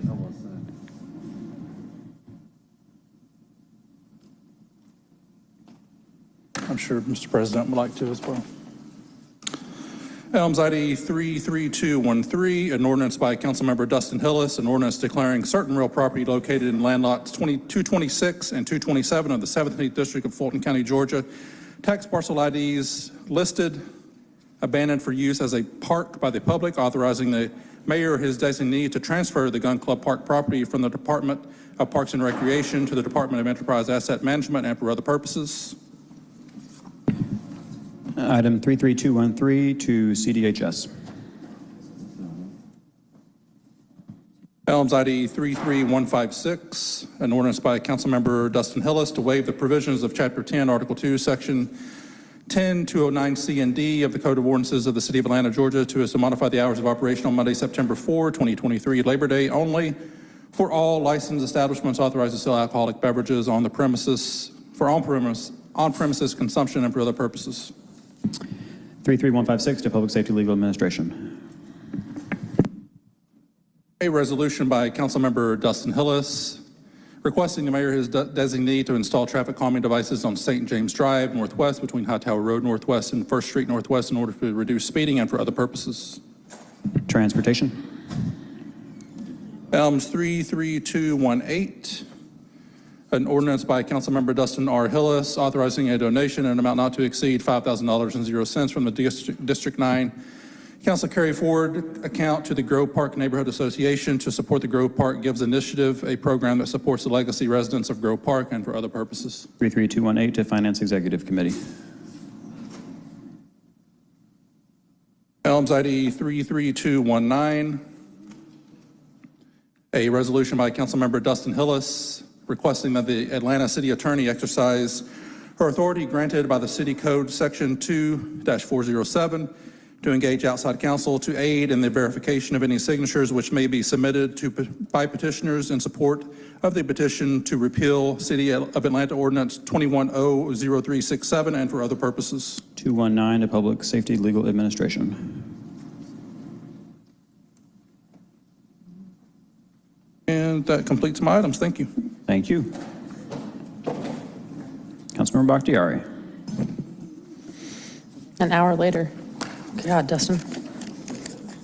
Elms ID number 33191, a resolution by Councilmember Liliana Bakhtiari requesting the mayor or his designee to make the intersection of Chester Avenue Southeast and Wiley Street Southeast an always stop controlled intersection, to request the Atlanta Department of Transportation to install stop signs at the intersections and for other purposes.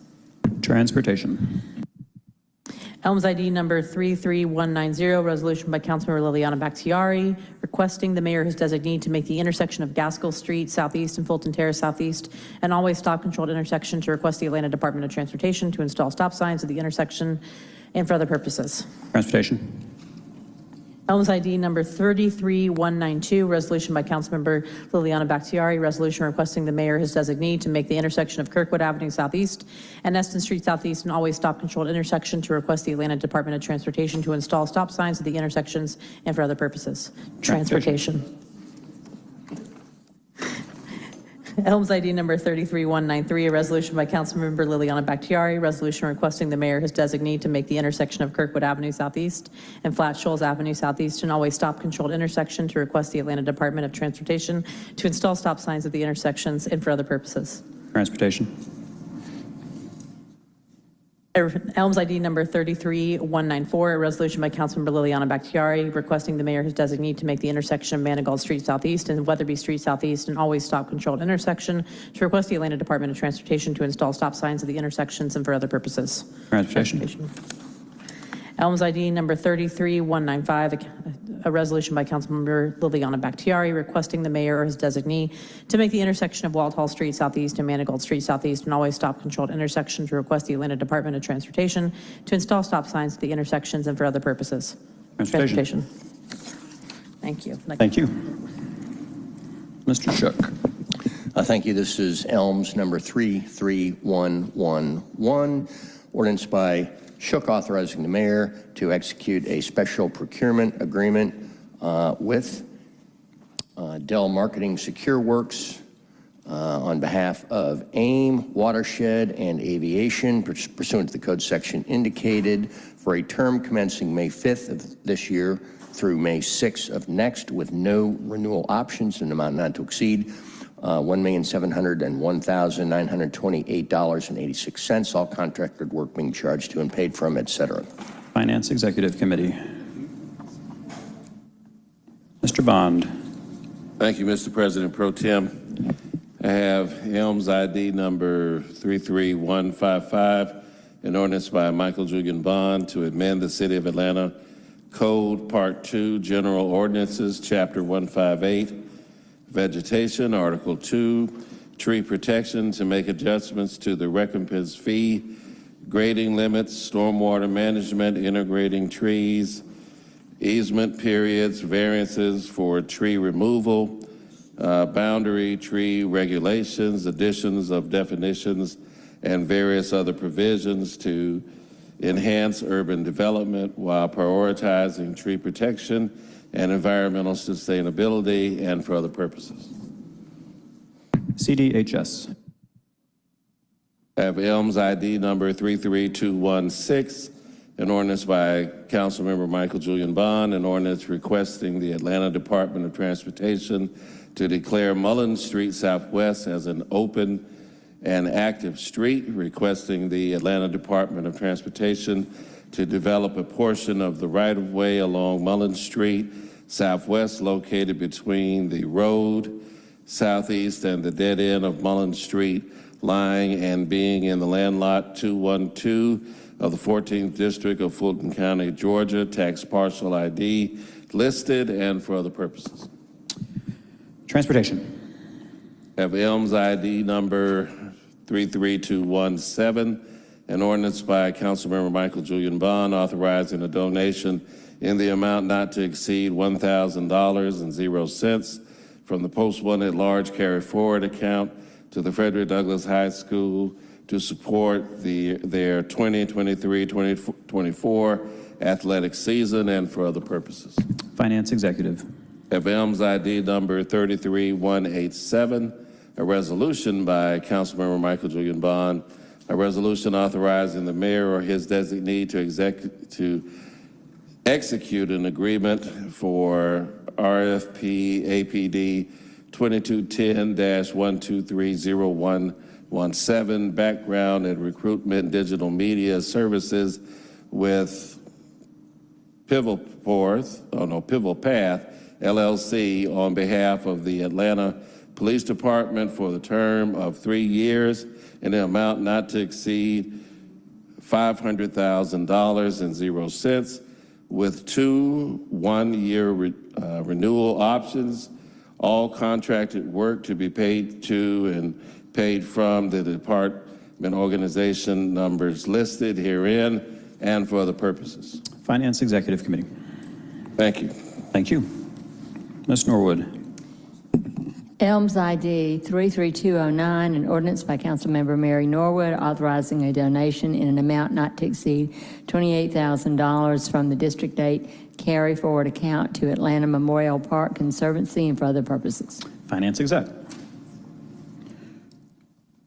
Ms. Overstreet.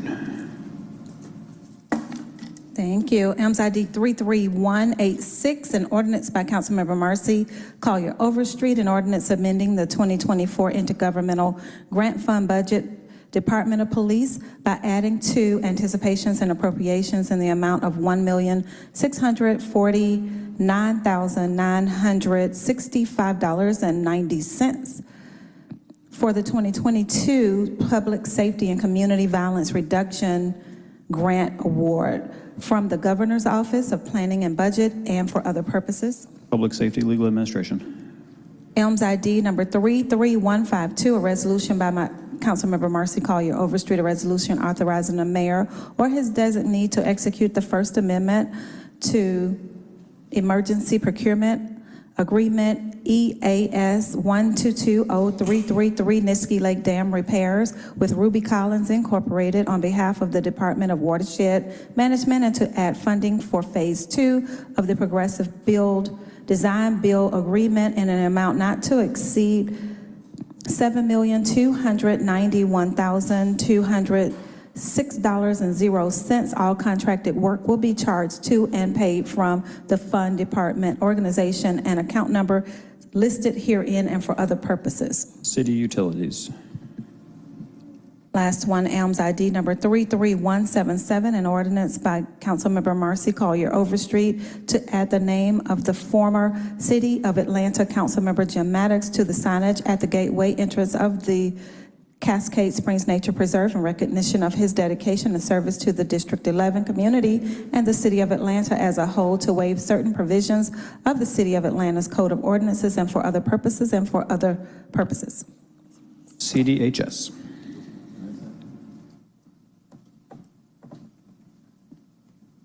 CDHS. Thank you. Mr. Wan. All right, Elms 33215, an ordinance by council members Westmoreland, Collier Overstreet, Wan, Faroki, Winston, and Hillis, authorizing a donation in an amount not to exceed blank to the Community Foundation for Greater Atlanta to support LGBTQ outreach and Mayor's Youth Scholarship Program and for other purposes. Finance Executive Committee. Elms ID 33108, an ordinance by Councilmember Alex Wan to ratify services rendered in connection with agreement number listed, Bridge Pay Payment Gateway Services for EnerGov with Bridge Pay Network Solutions, Inc., beginning February 3rd, 2023, and to authorize the mayor or his designee to execute the First Amendment to the agreement on behalf of the Department of Finance, retroactively effective from February 3rd, 2023, on a month-to-month basis for a period not to exceed 23 months, with no additional funding and for other purposes. Finance Executive Committee. Elms 33210, a resolution by Councilmember Alex Wan authorizing the Chief Financial Officer to refund customers for overpayments to water and sewer accounts in an amount of blank. All funds to be charged to and paid from fund, department, organization, and account numbers listed and for other purposes. Finance Exec.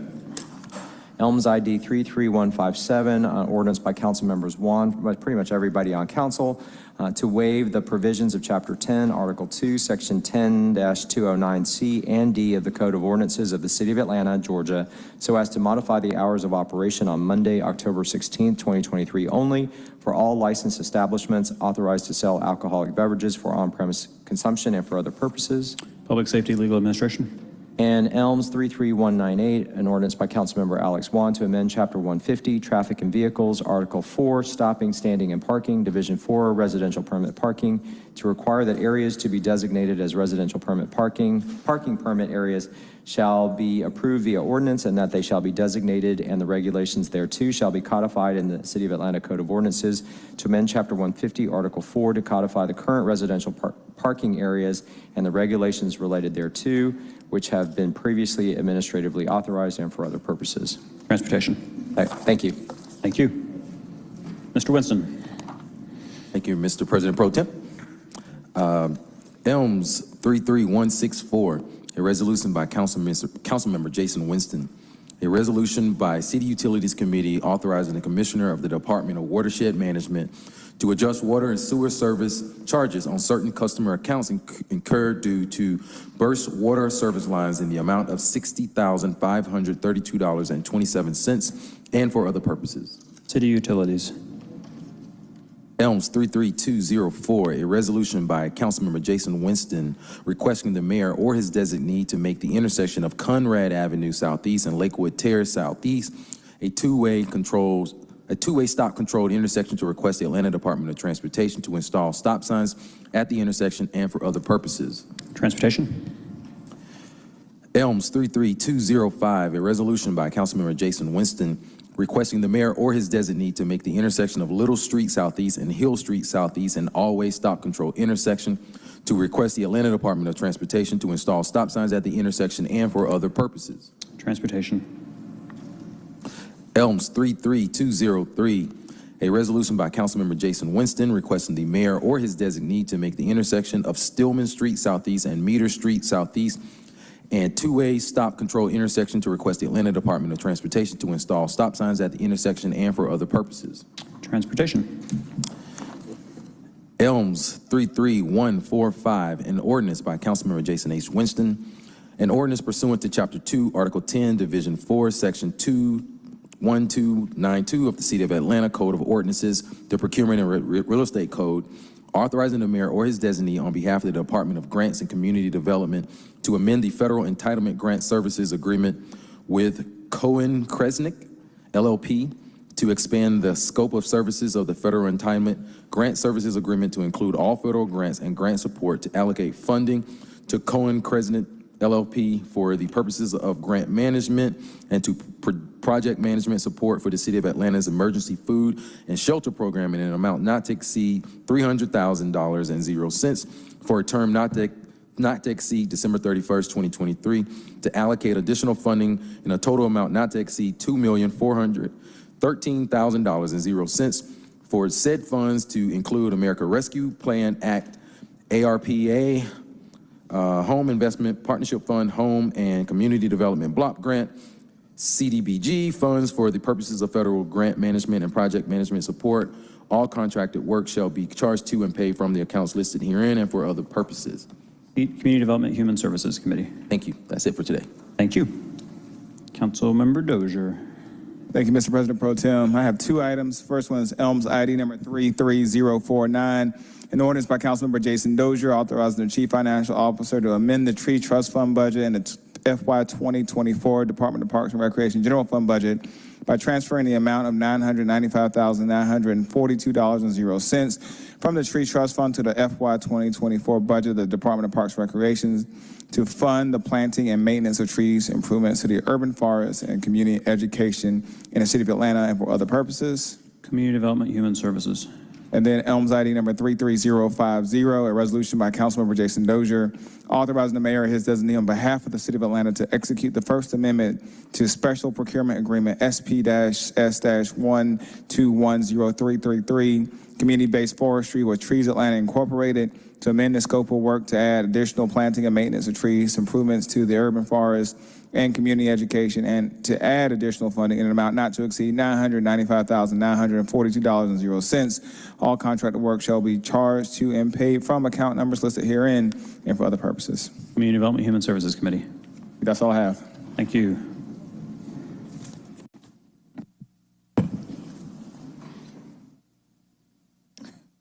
Councilmember Boyce. Thank you, Mr. President.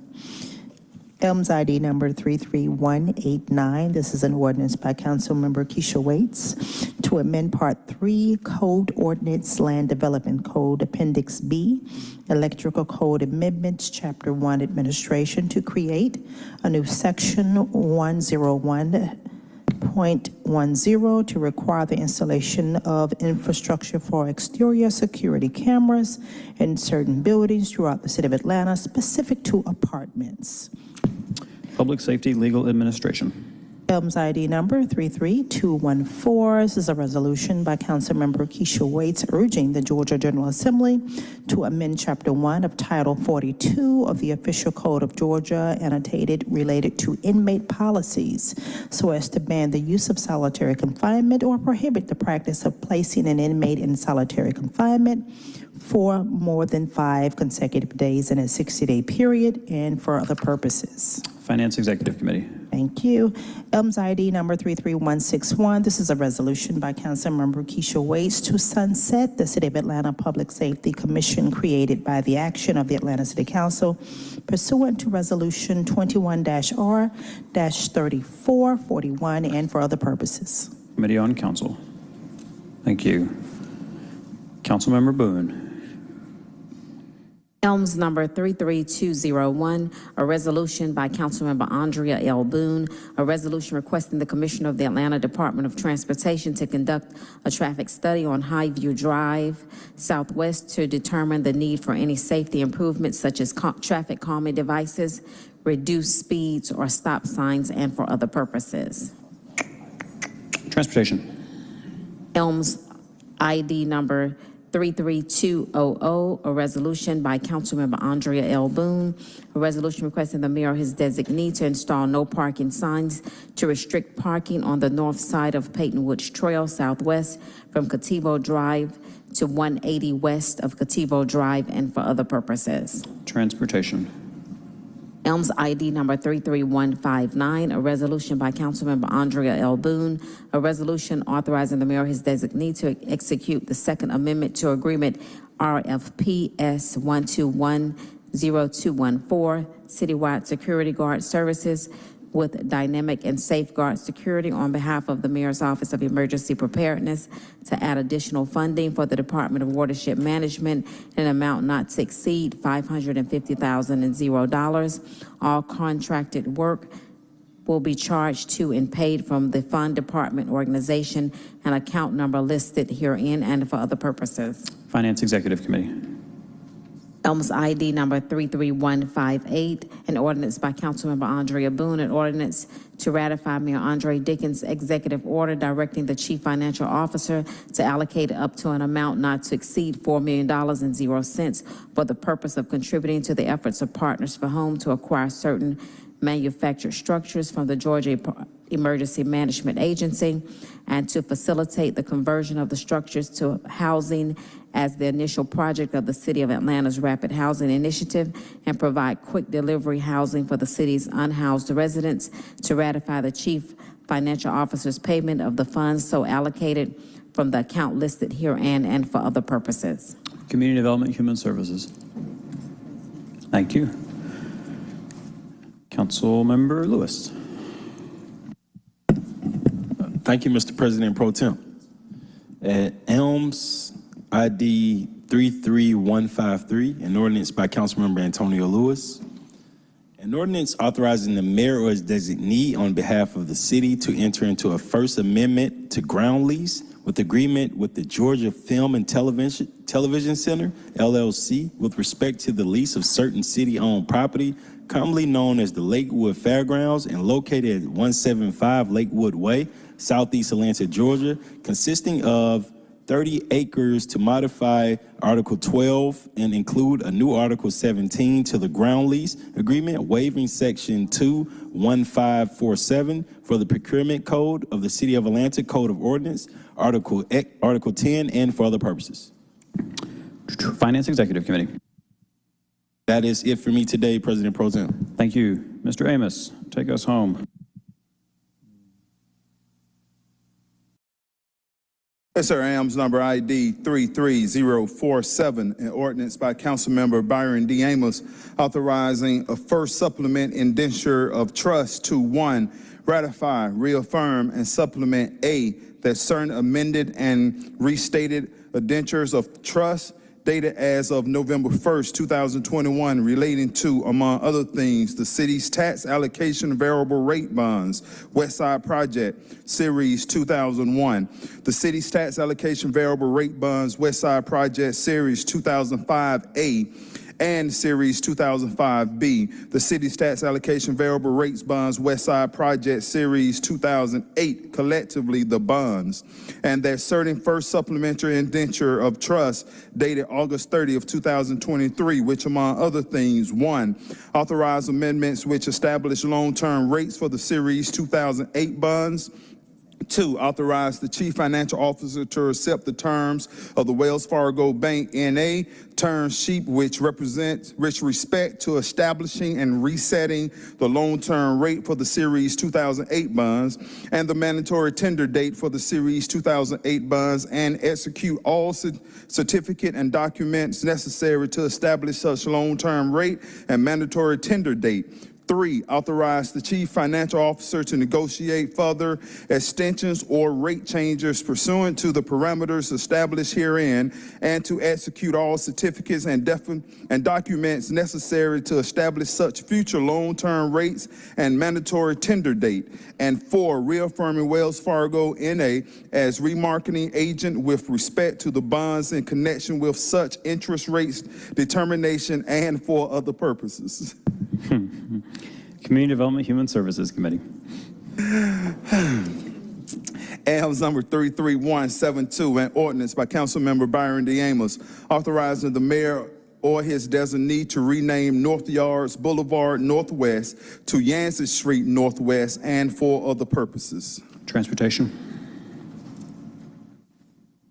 AMS ID number 33048, a resolution by Councilmember Byron D. Amos authorizing the mayor or his designee on behalf of the Department of Aviation to enter into a First Amendment to Agreement RFP-S-1220141 parking operations and management services related to services provided by SP Plus Red Brigade, a joint venture at Hartsfield-Jackson Atlanta International Airport, to amend certain languages required by IRS Revenue Procedure 2017-13 and for other purposes. Public Safety, Legal Administration, and Transportation. Last but not least, Mr. President Pro Tem, AMS ID 33175, an ordinance by Councilmember Byron Amos to amend Section 150-131 of the Atlanta City Code regulating parking enforcement to expand the parking violations enforceable by the parking management service retained by the City of Atlanta and for other purposes. We're going to send that paper to Public Safety, Legal Administration, and Transportation, and the one before just to Transportation that dealt with the airport. That'll be it. Indeed. One more from Councilmember Winston. Thank you for letting me slide one last one in today. Elms 33220, an ordinance by Council members Jason Winston and Amir Faroki to waive Chapter 2, Article 10 of the City of Atlanta Code of Ordinances, the Procurement and Real Estate Code, to authorize the mayor or his designee to execute an agreement with Civic Trust LLC to administer the 2023 District 2 participatory budgeting program in an amount not to exceed $40,000.00. All contracted work to be charged and paid from the Moving Atlanta Forward District 2 discretionary vertical fund accounts listed herein and for other purposes. Finance Executive Committee. Thank you. All right, thank you. Colleagues, that concludes the items for referral. Madam Clerk, you said you had a communication? Yes, sir. Final communication of the day, ELMS ID number 33197, a communication from Councilmember Alex Wan submitting the formal report and recommendations of the Atlanta Technical Advisory Group 3 as approved by the committee on July 12th, 2023. Staff recommendation is to accept and file. Okay, staff recommendation to accept and file. Is there any objection? We can do that on unanimous consent. Okay, thank you. Next up on our agenda are general remarks. Councilmember Waits, followed by Councilmember Bond, followed by Councilmember Overstreet. Thank you, Mr. President. We will be recognizing former Councilmember Kwanzaa Hall on Monday, August 21st, with a proclamation ceremony in addition to a luncheon. There's several members that have signed on, but I think it will be fitting for all of us to join in that celebration. Mr. Hall is also a former member of Congress, and so we're excited to celebrate him on next Monday, August 21st. Thank you. Thank you. Councilmember Bond. Thank you, Mr. President Pro Tem.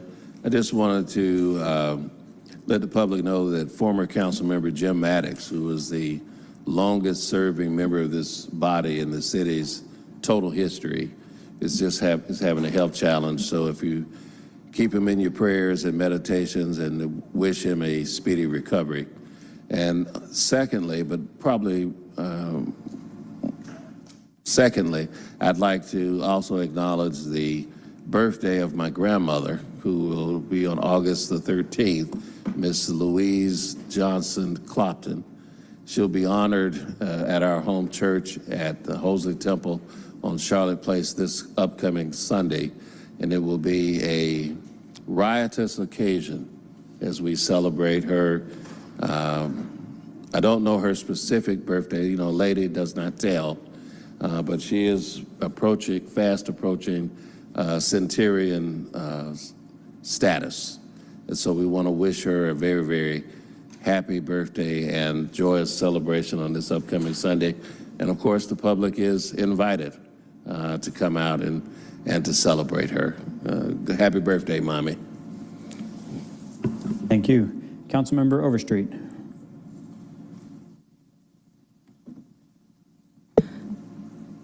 Thank you, President Pro Tem Westmoreland.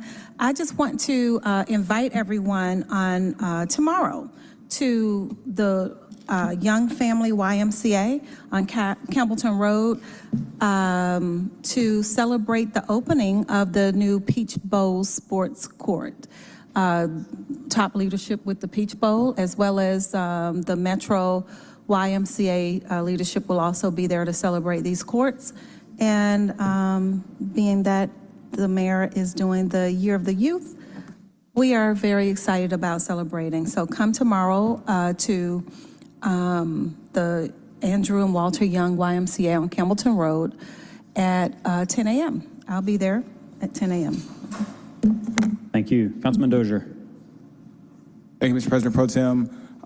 She is too young to be embarrassed by me saying this publicly, but I want to continue to do this every year until she is embarrassed. But I want to wish my one and only daughter, Raina Jean Dozier, a happy 3rd birthday. She turns 3 years old tomorrow. That sounds like a re-election kickoff, and we're here for it. So, next up, Councilmember Bakhtiari. Thank you. I just wanted to say that we have resumed Coffee with the Council Member. I have my next one this Sunday, August 13th at 1 p.m. at the Reynoldstown Farmers Market. We're doing it from 1 to 3. That's at 100 Flat Shoals Avenue. If you need to know where that is or need reminders, it's posted all over social media, all of our socials. So if you want to come talk to me about any issues, I will be there this Sunday from 1 to 3 p.m. So please come out. Thank you. Thank you. Councilmember Lewis. So I want to send out a prayer to my barber, Anthony Jones. Hopefully that you're able to get well. Any prayer we can get out to my barber, Anthony Jones. Been cutting my hair since I was 4 years old. Every prayer in the world that he's able to come back to Cleveland Avenue Barbershop. Another prayer and a happy birthday to my mom. Today is my mother's birthday. She would have been 55 today. And so I want to send a happy birthday shout out to heaven. And lastly, this Friday, we'll be taking a page from Councilmember Bond's book. And so this Friday, we'll start our food giveaway. Every other Friday at Roselle Fan, starting this Friday the 11th, from 11 a.m. until 1 p.m., we'll be giving away over 1,000 boxes of food. I look forward to seeing folks come. We'll be stopping traffic on Cleveland Avenue, so we'll be able to shut down one lane to make it as safe as possible. So our goal is to give out 1,000 boxes of food every other Friday. So I look forward to seeing people come out. Thank you. Thank you. Councilmember Amos. Yes, sir, Mr. President Pro Tem. Just want to announce the successful Atlanta Open tournament that took place in District 3, Atlantic Station, a few weekends ago. It was a wonderful success. Looking forward to having them next year. Also on July 15th, myself, my colleague at Atlanta Food Atlanta Food and Commission, and then of course the Fulton Atlanta Community Action Authority had a successful event in Rodney Cook Park in which we serviced over 130 people and fed over 100 people as well. Last but not least, our very own Council Communication Director, Zena Lewis, will be celebrating his 4th year. So we have a work anniversary of Mr. Lewis. And then before we meet again, our very own Chief of Staff out of the Mayor's Office, Chief of Staff Odie Donald, will be celebrating a birthday. So happy birthday to him as well. Thank you. Councilmember Boone. We also would like to wish our President Pro Tem, Mr. Matt Westmoreland, a happy birthday. We celebrated his birthday, I think July 29th.